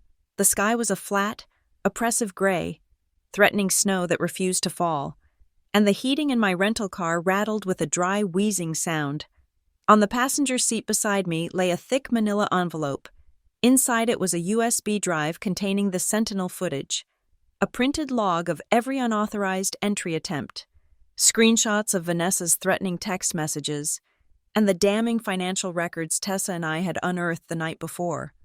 I parked the car and sat there for a moment, gripping the steering wheel until my knuckles turned white. This was the point of no return. Up until now, it had been a dispute, a family drama, a series of hurtful events. Walking through those glass doors turned it into a criminal record. It turned my father, a man who used to teach me how to tie my shoes, into a suspect. But then I remembered the video. I remembered Vanessa throwing her coat on my sofa. I remembered the forged signature on the withdrawal slip from 4 years ago. I remembered the phrase, "Be grateful." I grabbed the envelope and stepped out into the biting wind. The station smelled of stale coffee and floor wax. It was quiet, the post-holiday lull settling in before the chaos of New Year's Eve. I was directed to the desk of Sergeant Miller, the officer who had been assigned to the follow-up of the incident report. Sergeant Miller was a man in his 50s with thinning gray hair and a face that looked like it had seen every variation of human stupidity Briarwood had to offer. He looked tired, but his eyes were kind behind his wire-rimmed glasses. He gestured for me to sit, his demeanor softening when he saw the tension in my shoulders. "Ms. Robbins," he said, opening the file on his desk. "I read the report from Officer Higgins regarding the incident yesterday. You are here to provide the supplemental evidence?" "Yes," I said, sliding the envelope across the desk. "I have the security footage. I also have digital logs showing that the physical key was used and that the alarm system was manually overridden without the code." Miller nodded, plugging the USB drive into his computer. "Let us take a look." I watched him watch the video. It was a strange, dissociative experience. I saw my own living room on his monitor. I saw Vanessa march in. I saw the movers. I saw the entitlement radiating off her as she directed the men to move my furniture to the basement. Miller's expression shifted. He started out neutral, but as the video played, specifically the part where Vanessa screamed at the ceiling that she did not need a password because she was family, his jaw tightened. He paused the video when Brandon tried to guess the code. "This woman," Miller said, pointing to the frozen image of Vanessa. "She is claiming to have residency? She claims that because she is my stepmother, she has a right to the property." I explained, my voice steady. "But she has never lived there. She has never paid a bill there. Her name is not on the deed." And I explicitly told them they could not move in. Miller leaned back in his chair, crossing his arms. The kindness in his eyes had been replaced by a professional hardness. "Ms. Robbins, let me be clear," he said. "In the eyes of the law, family status does not grant tenancy rights unless there is a lease, a history of rent payments, or an established period of residency, which usually requires 30 days. This is not a civil dispute. This is trespassing. And given the moving truck, it is an attempted illegal occupation." He typed something into his report. "The fact that they had a key complicates things slightly. But since you have proof via these logs that the key was used without authorization, and that you immediately triggered the alarm and called the police, it shows lack of consent. You did everything right." I swallowed hard. "There is something else, Sergeant." I reached into the folder and pulled out the second stack of papers. These were the bank statements and the withdrawal slips with the forged signatures. When my lawyer and I looked into why they felt entitled to the house, we found this, I said. "My mother left me a trust fund. My father was the custodian until I turned 25. These are withdrawals made from that account for home renovations on their house, unauthorized by me, signed with a forgery of my signature. Miller picked up the papers. He looked at the digital signature, then at the copy of my actual driver's license signature I had provided for comparison. He looked at the dates. He looked at the amounts. $50,000, he read out loud. Transferred to a joint account held by Robert and Vanessa Robbins. He looked up at me, and for the first time, I saw genuine sympathy in his gaze. It was not pity. It was the look one gives a survivor of a wreck. This moves beyond trespassing, Ms. Robbins, he said quietly. We are talking about fraud, grand larceny, embezzlement. If your father used his position as custodian to facilitate this, and if your stepmother knowingly benefited from these funds, they are both liable. I know, I whispered. I want to file the report, all of it. Miller nodded slowly. He spent the next hour taking my formal statement. He was thorough, asking about timelines, about specific conversations, about who had access to what passwords. He treated me not as a daughter complaining about her parents, but as a victim of a sophisticated financial crime. When he was finished, he printed out a copy of the report and handed it to me. I am passing the financial aspect over to the detectives in the white-collar crimes division. He told me, they will likely subpoena the bank records directly. As for the trespassing, I am issuing a formal warning to Mrs. Robbins and your father. If they step foot on your property again, they will be arrested on sight. Thank you, Sergeant, I said. I stood up to leave, feeling a strange lightness. It was done. The secret I had not even known I was keeping, the secret of their theft, was out in the open. But the relief was short-lived. As I pushed open the heavy glass doors of the station and stepped back out into the cold, I froze. Standing near the parking lot entrance, leaning against my father's sedan, were Vanessa and Brandon. They were not dressed in their usual casual clothes. Vanessa was wearing a tailored black wool coat and high leather boots. Her hair was perfectly sprayed into place. Brandon was wearing a suit that looked slightly too big for him, his hands shoved deep into his pockets. They looked like they had just come from a meeting, perhaps with their own lawyer. Vanessa saw me first. She pushed herself off the car and walked toward me. She did not look angry anymore. She looked tragically disappointed. It was a new performance, one designed for the public stage of a police station parking lot. "Melissa," she called out, her voice trembling just enough to sound fragile. I stopped, gripping the strap of my bag. "Vanessa, you are not supposed to be near me."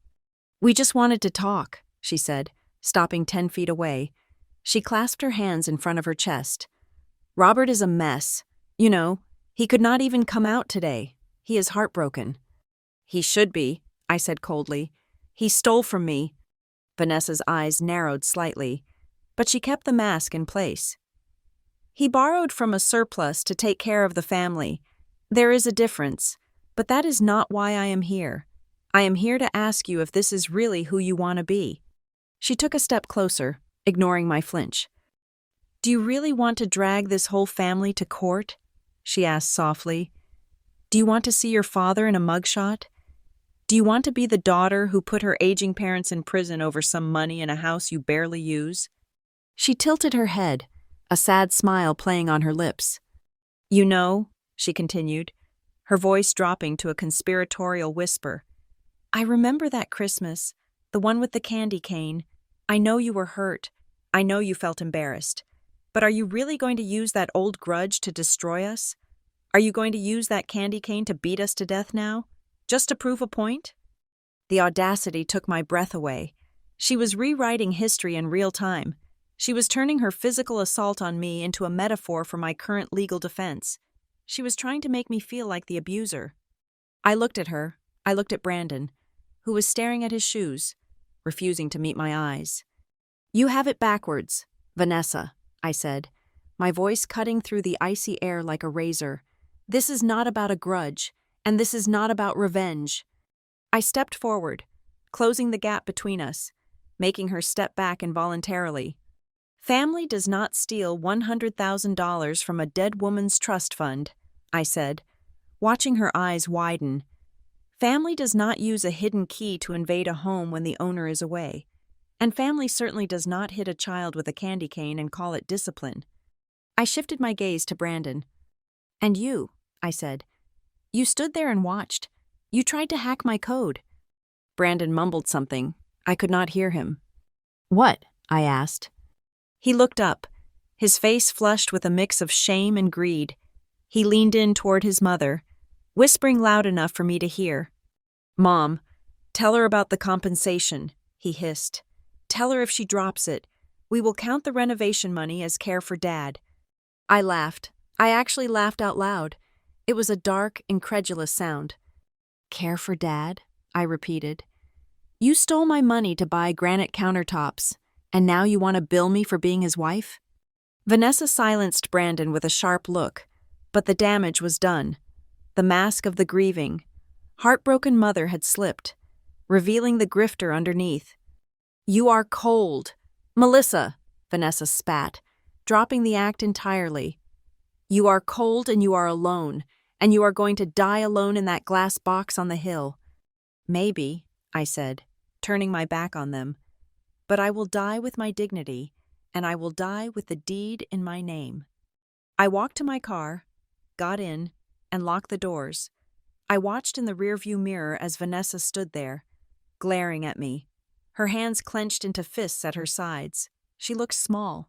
For the first time in my life, she looked utterly powerless. I drove back to the city. I could not go back to the house on the hill yet. It felt contaminated. I needed to be somewhere sterile. When I got to my apartment, my phone rang. It was Tessa.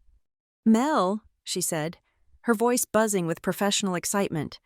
"I just got off the phone with the forensic accountant. We found something else." "Worse than the $50,000? I asked, collapsing onto my sofa. "Much worse," Tessa said. "It looks like Robert liquidated a separate investment account your mother had set up, one that was supposed to be for your future children. He cashed it out 3 years ago. The memo says, business investment. We tracked the funds. They went into a shell company registered to Brandon." I closed my eyes. A separate account. For grandchildren who did not even exist yet. He had stolen from his daughter, and he had stolen from his unborn descendants, all to fund a fake business for his stepson. "The Financial Crimes Unit is picking it up," Tessa continued. "They are going to freeze their assets, Mel, all of them, the joint accounts, the savings, everything. They are looking at serious jail time." I sat there in the silence of my apartment. Outside, the city roared on, indifferent to my tragedy. I felt a wave of nausea, followed by a wave of profound sorrow. I thought of my father, the man who had once been my hero. I realized that the man I loved had died a long time ago. Perhaps around the same time my mother did. The man who remained was just a vessel, hollowed out by weakness and filled with Vanessa's poison. "Do it," I told Tessa, my voice breaking for the first time that day. "Freeze it all." "Are you okay?" Tessa asked gently. "No," I said, "but I will be." I hung up the phone. I was terrified. I was terrified of the trial, terrified of the scandal, terrified of the finality of it all. But beneath the fear, there was something new, a steel spine where my wishbone used to be. I had walked into that police station a victim. I had walked out a prosecutor. And for the first time in my life, I was actually protecting the one person my father never did, myself. 3 days after I filed the police report and the forensic accounting investigation began, my phone rang. It was my father. He did not scream this time. He did not bluster or threaten or demand gratitude. His voice was thin, reedy, and terrifyingly old. He sounded like a man who had been hollowed out by a sudden, violent wind. "Melissa," he said, and the static on the line hissed like a snake. "We need to talk, not through lawyers, not through police, just us.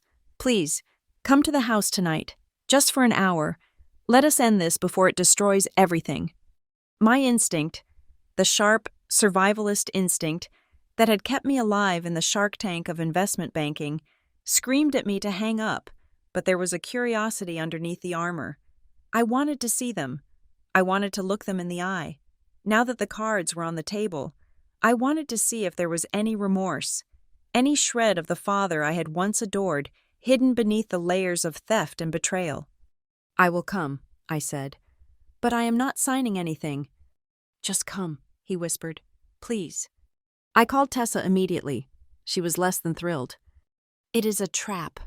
Mel," she warned, the sound of her typing furiously in the background. "They are going to try to emotionally manipulate you.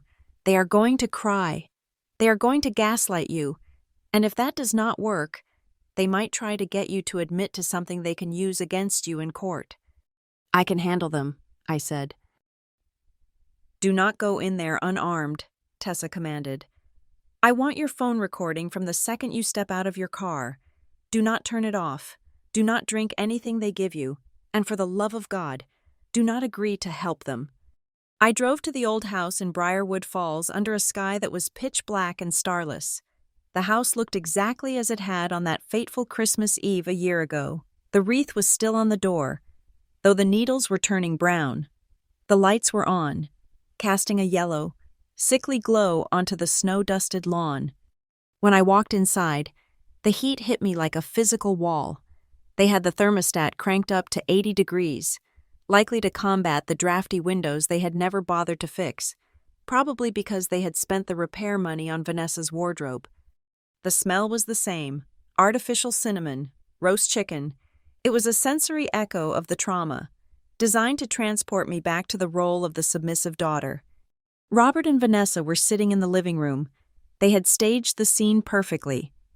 My father was in his armchair, looking frail and defeated, clutching a mug of tea with both hands. Vanessa sat on the sofa, the spot where she had sat when she hit me, dabbing her eyes with a lace handkerchief. There was no Brandon. It was just the three of us, the trinity of dysfunction. "Thank you for coming, Melissa," my father said, not looking at me. "Sit down, please." I remained standing. "I prefer to stand. You said you wanted to talk, so talk." Vanessa sniffled, a loud, wet sound that grated on my nerves. She looked up at me, her eyes red-rimmed. Whether the redness was from crying or from wine, I could not tell. "We just want to understand," Vanessa said, her voice trembling. "We want to understand why you hate us so much, why you would send the police to drag us out of a house that belongs to the family, why you would accuse your father, your own flesh and blood, of stealing." "He did steal," I said calmly. $120,000 from my trust, another $50,000 from the grandchildren's fund. The bank records do not lie. Vanessa." "It was borrowing," Robert snapped, his head snapping up. The frailty vanished for a second, replaced by defensive anger. "I was the custodian. I managed that money. I used it to keep this family afloat, to keep this roof over your head when you were a child. Do you have any idea how expensive it is to maintain a lifestyle? To make sure you had a nice home to come back to? You used it to renovate the kitchen," I said. "You used it to buy Brandon a car. That is not keeping the family afloat. That is embezzlement." "It is semantics," Vanessa interjected, waving her hand dismissively. "We were going to pay it back, eventually, when Brandon's business took off." I almost laughed. Brandon's business, a shell company that existed only to launder my mother's legacy into video games and designer sneakers. "I did not come here to debate the definition of theft," I said. "You asked me to come to settle this. What is the settlement?" Robert and Vanessa exchanged a look. It was a quick, practiced glance, the kind that partners in crime share when they are about to launch the con. Vanessa sat up straighter. She smoothed her skirt. The tears stopped instantly. "We have a proposal," she said, her voice shifting into a businesslike tone that sounded ludicrous coming from her. "We are willing to forgive you." I stared at her. "Excuse me?" "We are willing to forgive you for the embarrassment you caused us with the police," she continued, gaining confidence. "We are willing to overlook the fact that you humiliated us in front of the neighbors and treated us like common criminals. We will not sue you for defamation. We will not sue you for emotional distress." "And in exchange?" I asked, my hand tightening around the phone in my pocket. "In exchange," Robert said, taking over, "you will drop the police report. You will tell the district attorney that it was a misunderstanding, that you authorized the transfers. You will withdraw the complaint about the house. And," Vanessa added, a greedy glint entering her eyes, "since we have suffered significant trauma from this eviction, and since our reputation in town is damaged, we think it is only fair that you compensate us, $50,000, to help us get settled in a rental while we process this pain." The silence that filled the room was heavy and thick. I looked at them. I really looked at them. They were not desperate. They were delusional. They were sitting there, caught red-handed in multiple felonies, and they were trying to extort me one last time. "So," I said slowly, "let me get this straight. You want me to lie to the police, lie to the bank, and pay you $50,000? After you broke into my house and stole nearly $200,000 from me over the last decade?" "It is a small price to pay for family peace," Vanessa said, shrugging. "And honestly, Melissa, you owe us.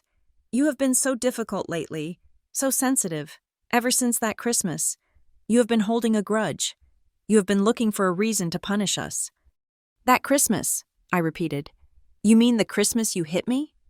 Vanessa rolled her eyes. She actually rolled her eyes. "Oh, for heaven's sake," she sighed. "Are we still talking about the candy cane? It was a joke. Melissa! A playful tap. We were laughing. Everyone was laughing. You are the only one who turned it into this tragedy. You are so dramatic. You always have been. You take everything so seriously." "A joke," I said. "You swung a heavy plastic decoration at my arm, hard enough to leave a bruise that lasted 3 weeks, and you laughed." "I was teaching you to lighten up," Vanessa insisted. "God, you act like I beat you with a baseball bat. It was a toy, a Christmas decoration. You are twisting it to make yourself the victim because you cannot handle the fact that you are cold and unlovable." My father nodded in agreement. "She is right. Mel, you blew it out of proportion. And I told you then, and I will tell you now, you should be grateful. Grateful we even invite you. Grateful you have parents who care enough to try and correct your attitude. Instead of thanking us, you try to put us in jail. Be grateful." There it was, the mantra of my oppression, the 2 words they used to shackle me to their needs. I felt a strange sense of calm wash over me. It was the calm of a sniper who finally has the target in the crosshairs. "You say it was a joke," I said, my voice low. "You say I am remembering it wrong. You say everyone was laughing." "Because they were," Vanessa crowed. "Ask anyone. Ask Aunt Linda. It was a fun family moment." "I do not need to ask Aunt Linda," I said. I reached into my pocket. I pulled out my phone. "You see," I said, tapping the screen. "I have a habit of recording things. I record meetings. I record ideas. And that night, last year, right before you hit me, I had started a voice memo because I wanted to capture the toast I thought Dad was going to make." I saw the color drain from Robert's face. Vanessa froze, her mouth half open. "I never deleted it," I said. I pressed play. The audio was crystal clear. The speakers on my phone were excellent, and the acoustics of the living room amplified the sound. First, there was the ambient noise of the party, the clinking of silverware, the hum of conversation. Then, Vanessa's voice, sharp and mocking. "You really are ungrateful. You come into my house, eat my food, and talk to me about what is yours?" Then, the sound of the chair scraping. Then, the thwack. It was loud. It sounded exactly like what it was, hard plastic impacting flesh and bone. Then, my gasp. The sound of me stumbling back. Then, Vanessa's laugh. That breathless, cruel, manic laugh. "Oh, look at her face, so dramatic. I barely touched you. Children need to be taught a lesson sometimes, right?" The recording continued. It captured the nervous, forced laughter of the relatives. It captured my trembling voice. Dad, she just hit me."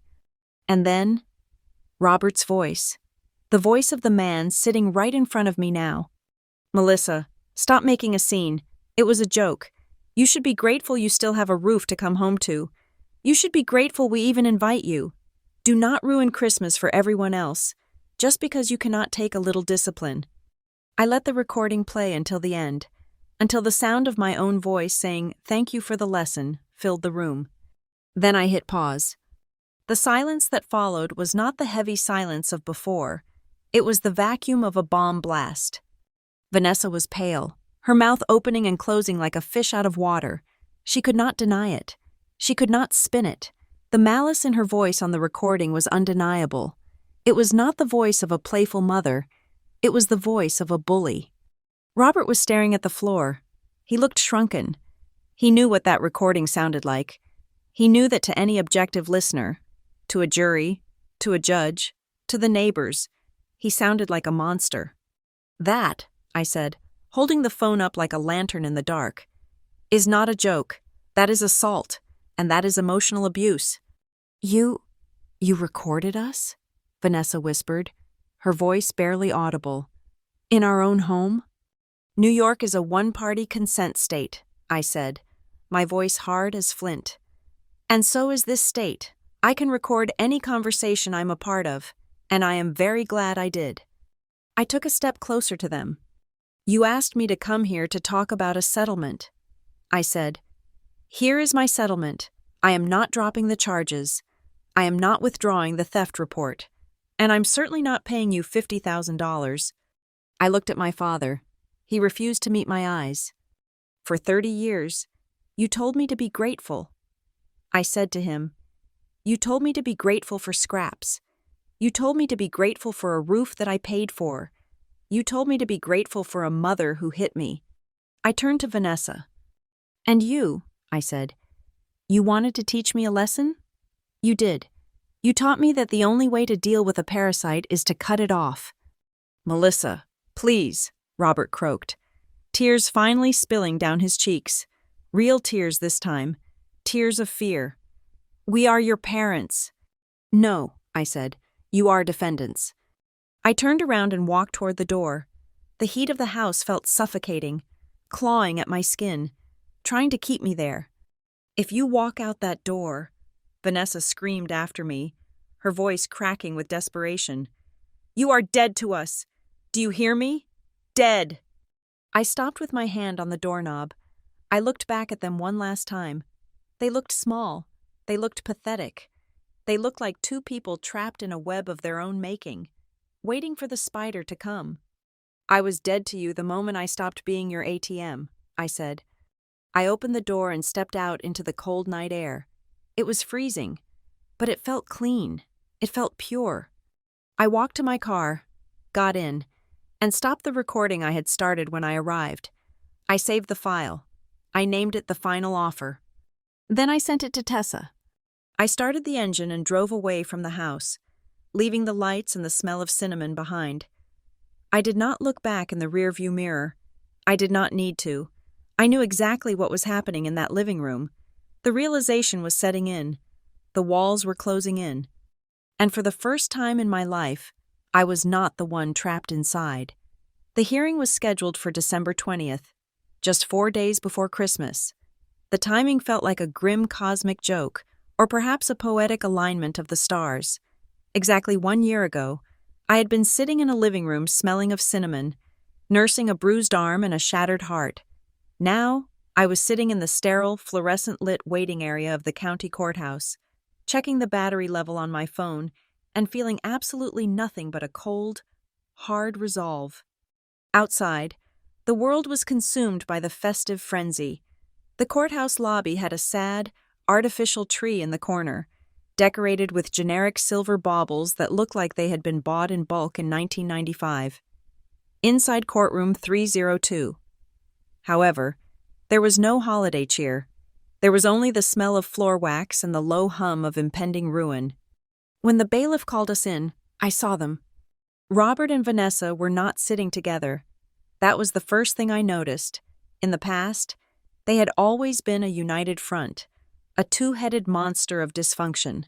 But today, there was a physical gap between them. a heavy, loaded space wide enough to park a moving truck in. Vanessa had hired her own lawyer, a sharp-featured man named Mr. Sterling, who wore a suit that cost more than my father's car. Robert was represented by a court-appointed mediator's recommendation, a tired-looking woman who seemed to be rifling through his file for the first time. I sat next to Tessa. She looked like a shark in a silk blouse. She arranged her files on the table with precise geometric alignment. "Ready?" she whispered. "Burn it down," I whispered back. The hearing was presided over by Judge Holloway, a woman with steel-gray hair and a gaze that could peel paint off a wall. She did not look like someone who tolerated nonsense, which was unfortunate for my stepmother, because nonsense was Vanessa's primary currency. Mr. Sterling stood up first. His strategy was immediately apparent. Darvo, deny, attack, and reverse victim and offender. "Your Honor," Sterling began, his voice smooth and practiced. "We are here today because of a tragic misunderstanding within a family. My client, Mrs. Robbins, is a victim of elder abuse via technology. She and her husband went to their daughter's home, a home, I might add, that was purchased with family funds, seeking shelter and community during the holidays. Instead of welcoming them, the plaintiff used a high-tech surveillance system to entrap them, humiliate them, and then deployed the police force as a weapon to evict her own elderly parents." I clenched my jaw. Elder abuse. They were in their mid-50s. "Ms. Robbins has painted my client as an intruder," Sterling continued, pacing in front of the bench. "But is it intrusion when a mother enters the home of a daughter she raised? Is it intrusion when a father uses a key he was given freely? No. This is a case of an ungrateful child using her financial advantage to punish her parents for a perceived slight. We are asking for the dismissal of the trespassing charges and a civil judgment affirming Mr. Robbins's right to access the property." Judge Holloway looked over her glasses at Sterling. "You are arguing that parental status overrides property law, Counselor?" "I am arguing that the context of family implies consent," Sterling said.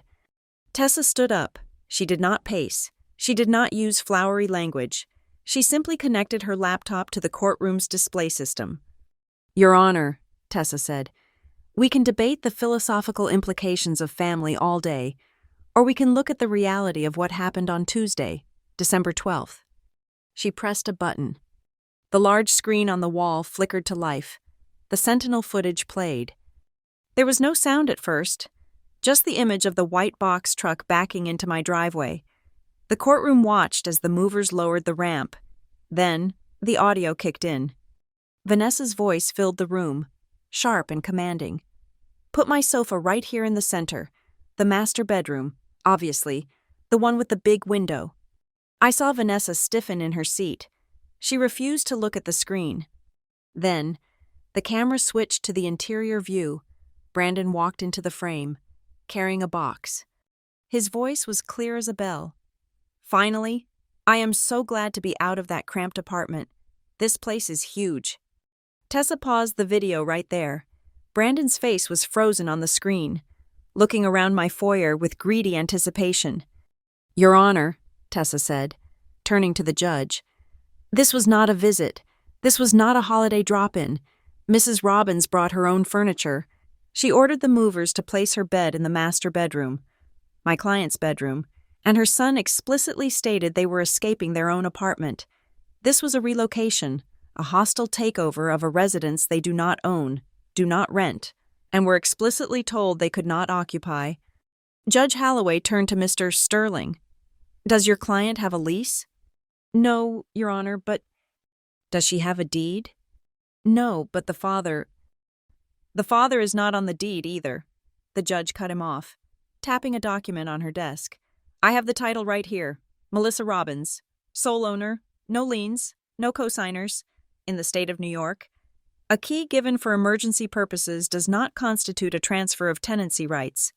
The family argument does not hold water when you bring a moving truck. Counselor." Vanessa let out a small, indignant gasp, but Sterling put a hand on her arm to silence her. "However," Judge Holloway continued, leaning forward, "that handles the trespassing. but we have a second matter on the docket today regarding the financial restraining order and the counterclaim regarding the trust fund. This was the moment. The air in the room shifted. It became heavier, charged with the electricity of a coming storm. Tessa picked up the second file. This was the one that contained the forensic accounting report. "Your Honor," Tessa said, "the defense claims that my client is ungrateful and that the house was bought with family funds. We would like to address that. It appears that the family funds in question were actually stolen from my client over a period of 7 years." Tessa displayed a spreadsheet on the screen. It was a list of transactions. Red lines highlighted the withdrawals. Between 2018 and 2023, Tessa narrated, $120,000 was withdrawn from the Melissa Robbins Testamentary Trust. At the time, Robert Robbins was the custodian. The funds were transferred to a joint checking account held by Robert and Vanessa Robbins. Tessa pointed to a specific column. These withdrawals required beneficiary approval for any amount over $5,000. We have the withdrawal slips here. They are signed Melissa Robbins.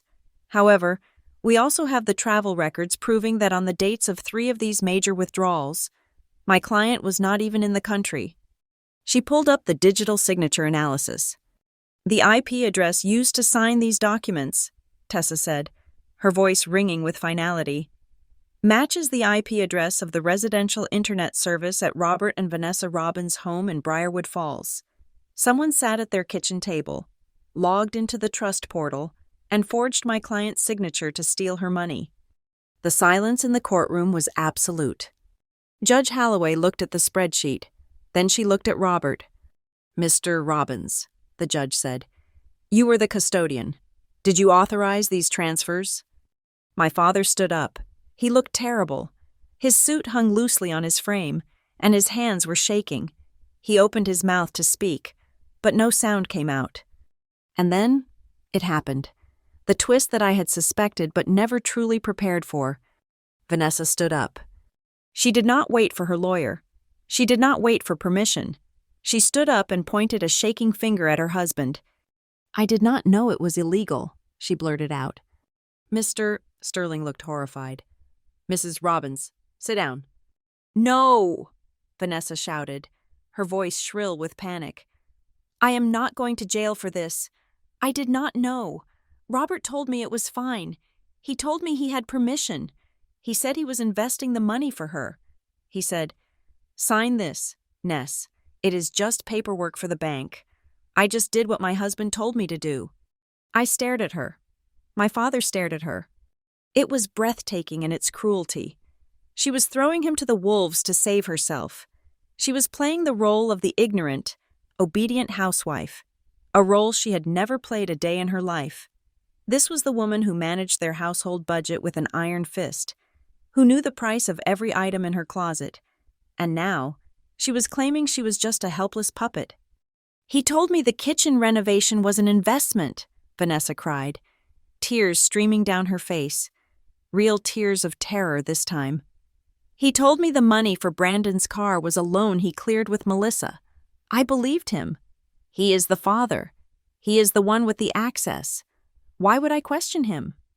She turned to Judge Holloway, clasping her hands. "Your Honor, I am just a stepmother. I never saw the trust documents. I just signed where he pointed. Please, do not punish me for his lies." The room was frozen. All eyes turned to Robert. My father stood there, looking at the woman he had chosen over me, the woman he had alienated his daughter for, the woman he had stolen for. He had 2 choices. He could tell the truth. He could say that Vanessa was the one who pushed for the renovations. He could say that she was the one who demanded the money for Brandon. He could say that she was the one who sat at the computer and practiced my signature until she got it right. Or he could take the fall. He looked at Vanessa. She was looking back at him, her eyes wide and pleading, silently begging him to be the shield one last time. "Save me," her eyes said. "Be the man I want you to be." Then he looked at me. I met his gaze. I did not plead. I did not beg. I just watched. I wanted to see if he had any spine left. Robert closed his eyes. He let out a long, shuddering breath. "It was me," he whispered. "Speak up, Mr. Robbins," the judge ordered. "It was me," Robert said, his voice cracking. I managed the accounts. Vanessa did not know the details. She just signed what I gave her. I told her it was all approved. I take full responsibility." A collective gasp went through the room. I felt a wave of nausea hit me. Even now, even with the noose around his neck, he was protecting her. He was falling on the sword for a woman who had just pushed him into the blade. Vanessa slumped back in her seat, burying her face in her hands, sobbing with relief. It was a disgusting display. Tessa leaned over to me. "He is lying," she whispered. "The metadata shows her device was used for half the logins. We can prove it." "I know," I said, "but he gave her the out." Judge Holloway was not impressed. She looked from Robert to Vanessa with a look of profound distaste. "Mr. Robbins, you are admitting to grand larceny and forgery in open court?" she asked. "I am admitting that I mishandled the funds," Robert said, staring at the table. I thought I could pay it back before she noticed. I was just trying to help the family." "By stealing from your daughter?" the judge asked. "I am sorry, Melissa," he whispered, not looking at me. Judge Holloway slammed her gavel down. The sound echoed like a gunshot. "This hearing was intended to address a civil complaint regarding property access," the judge stated, her voice hard. "However, given the admission of guilt regarding the trust fund and the conflicting evidence regarding Mrs.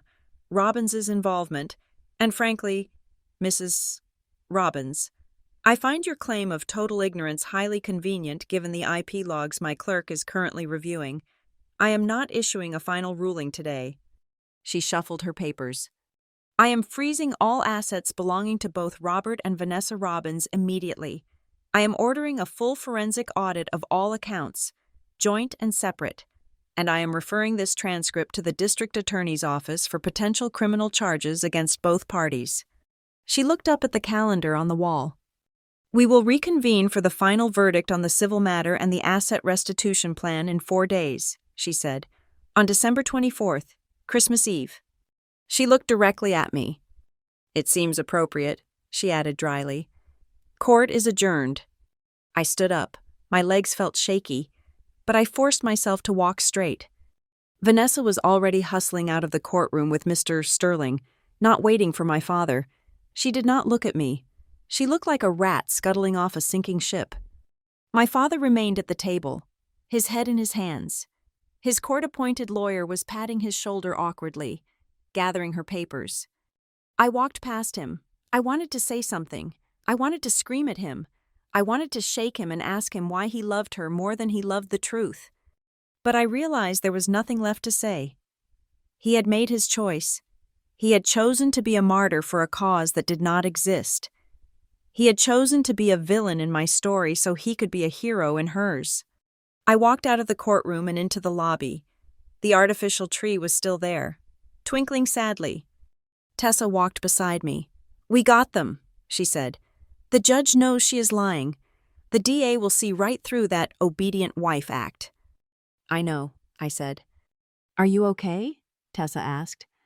I paused, searching for the right word. "Light." And I did. The heavy burden of wondering if my father loved me was gone. He did not. Or rather, he loved his delusion more.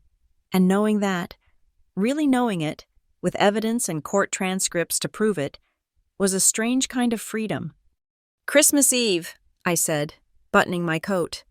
"1 year to the day." "It is poetic," Tessa agreed. "No," I said, pushing open the doors to the snowy street.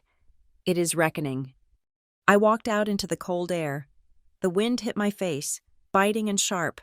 Last year, I had walked into the cold feeling like a beaten child.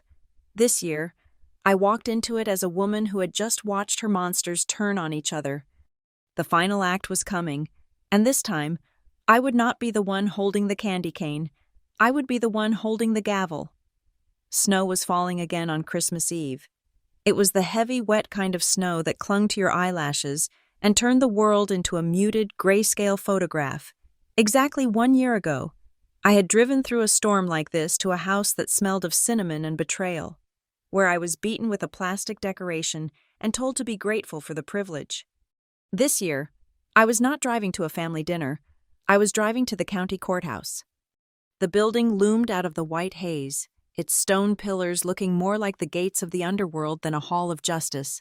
The holiday lights strung up around the entrance were flickering, struggling against the wind. I parked my car, checked my lipstick in the rearview mirror, and stepped out.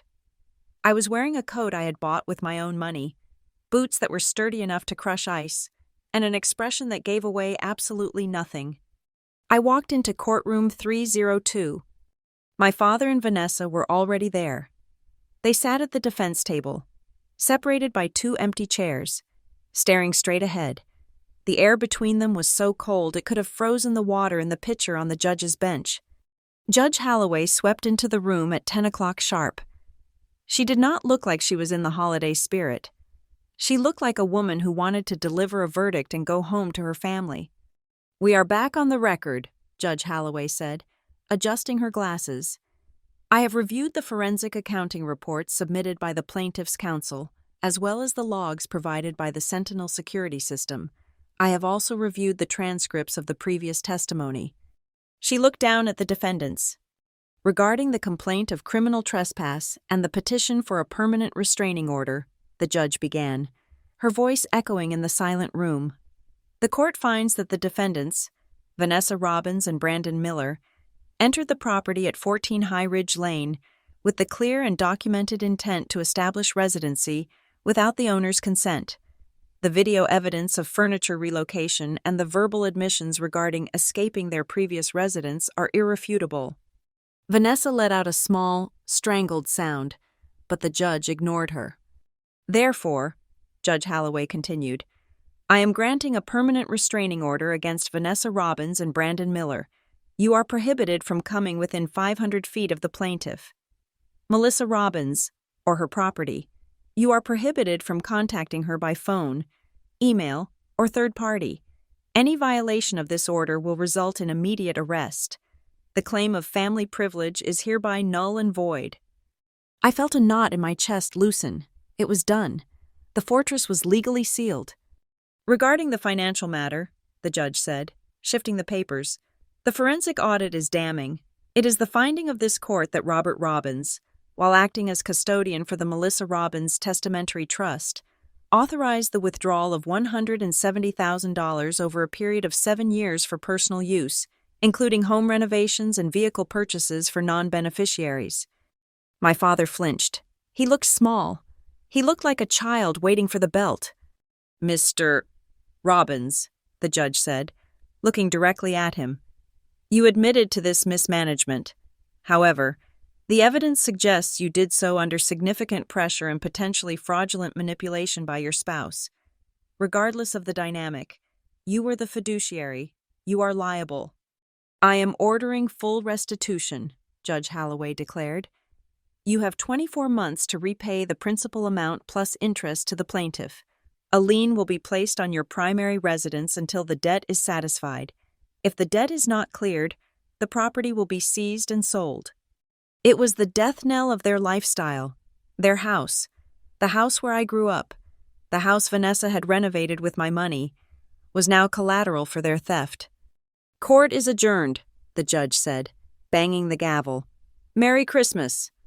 The sound of the gavel was the spark that finally ignited the powder keg sitting at the defense table. Vanessa stood up. She did not look at me. She turned on my father with the ferocity of a trapped animal. "You idiot!" she screamed, her voice cracking with hysteria.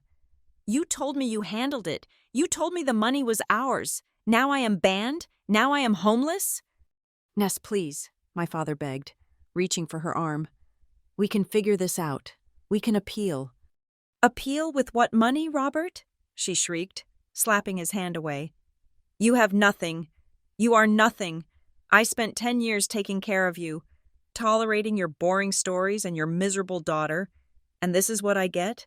A lien on the house? I should have left you 5 years ago." The courtroom froze. Even the bailiff stopped halfway to the door. Vanessa realized too late what she had said. She had ripped off the mask. There was no loving stepmother here. There was no devoted wife. There was just a grifter who had realized the long con had failed. "Taking care of me?" Robert whispered, his face draining of color. You said you loved me. You said we were partners." "I said what I had to say to get the bills paid," Vanessa spat, grabbing her purse. "I am not going down with your sinking ship. I am going to stay with my sister. Do not call me until you fix this mess." She stormed out of the courtroom, her heels clicking violently against the floor tiles. Brandon followed her, keeping his head down, not looking at the man who had bought him a car with stolen money. My father stood alone in the middle of the aisle. He looked at the door where she had vanished. Then he looked at me. I saw the realization hit him. It was a physical blow. He swayed, grabbing the back of the chair for support. The illusion he had sacrificed his daughter for, the illusion of a happy second-chance family, had evaporated the moment the checkbook was closed. I did not stay to watch him crumble. I gathered my coat and walked out. I had my judgment. I had my safety. The rest was just tragedy. I drove back to my house on the hill. The snow was falling harder now, covering the tracks of the moving truck that had violated my driveway a week ago. When I got out of the car, I saw another vehicle parked at the bottom of the slope. It was my father's sedan. He was standing by the mailbox. He knew better than to come up to the door. He was shivering, wearing a coat that looked too thin for the weather, snowflakes catching in his gray hair. I walked down the driveway to meet him. I stopped 10 feet away. The distance felt necessary. "She is gone," he said. His voice was hollow. "She went to her sister's in Ohio. She took the good silver." "I am not surprised," I said. He looked at me, his eyes red and watery. "I was so lonely. Melissa, after your mother died, the silence in that house was so loud. I could not stand it. And then Vanessa came along, and she was so bright.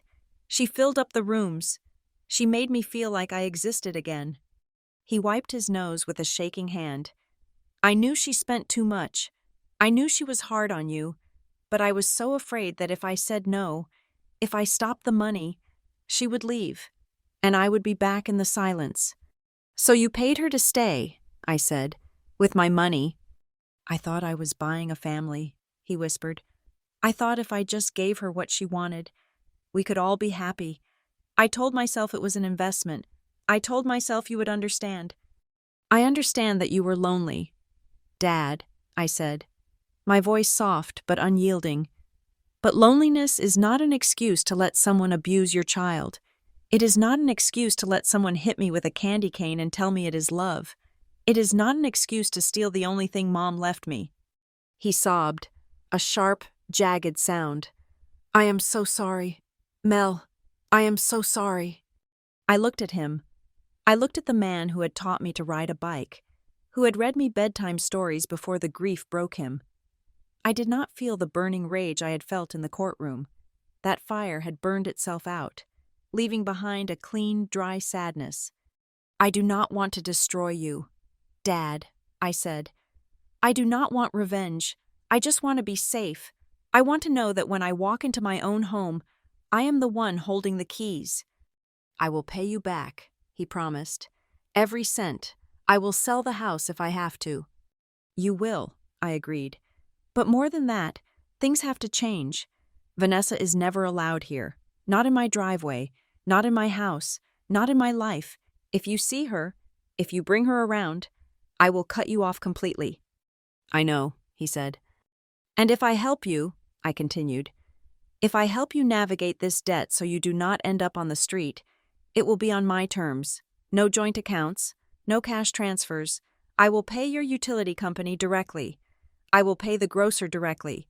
You do not get to handle money anymore. You lost that right when you forged my signature."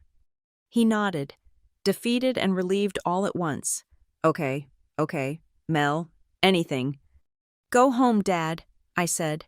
"Go home and change the locks, before she comes back for the rest of the silver." He looked at me for a long moment, as if trying to memorize the face of the daughter he had almost lost for good. "Merry Christmas, Melissa." "Merry Christmas," I said. I watched him get into his car and drive away, his taillights fading into the swirling white snow. I turned and walked up the driveway to my house, my castle. I punched the code into the keypad.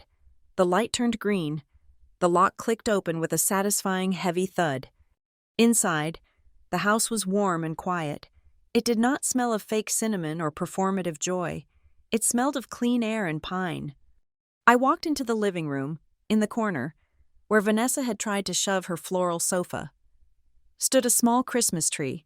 It was only 4 feet tall, decorated with simple white lights and a few glass ornaments I had bought for myself. It was not grand, it was not impressive, but it was mine. I sat down on my gray love seat, the one Vanessa had thrown her coat on. I rolled up the sleeve of my sweater. I looked at my forearm. The bruise from the candy cane was long gone. There was not even a mark left, but I traced the skin with my fingertips, remembering the sting. I remembered the humiliation. I remembered the feeling of being small. I was not small anymore. I pulled out my phone and opened the Sentinel app. I went to the Users tab. I deleted Robert Robbins. I deleted the temporary codes. I looked at the emergency contact list. It was short, just 2 names. Tessa Morgan, Sarah Jenkins. No Vanessa, no Brandon, no Dad. I stared at the screen for a long time. A year ago. This emptiness would have terrified me. It would have felt like failure. It would have felt like I was an orphan, unwanted and unloved. But tonight, in the soft glow of my own Christmas tree, it felt different. It felt like a perimeter. I realized then that the lesson Vanessa had tried to beat into me with that candy cane had actually worked, just not in the way she intended. She had wanted to teach me to be grateful for scraps. Instead, she had taught me that I did not have to eat from the floor. I had built a wall, I had dug a moat, and I had pulled up the drawbridge. I stood up and walked to the window, looking out at the snow covering Briarwood Falls below. The lights of the town twinkled in the distance, beautiful and remote. I was alone in my house on the hill, and for the first time in my life, the silence was not a void to be filled. It was a victory to be savored. I poured myself a glass of the 18-year-old scotch I had bought for my father the year before, the bottle he had never opened. I raised the glass to my reflection in the dark glass of the window. "To the fortress," I whispered. I took a sip. It burned, warm and rich, all the way down, and it tasted like freedom. Thank you so much for listening to my story and walking this long road of justice with Melissa. Please comment down below where you are listening from. I would love to connect with you and hear your thoughts on the ending.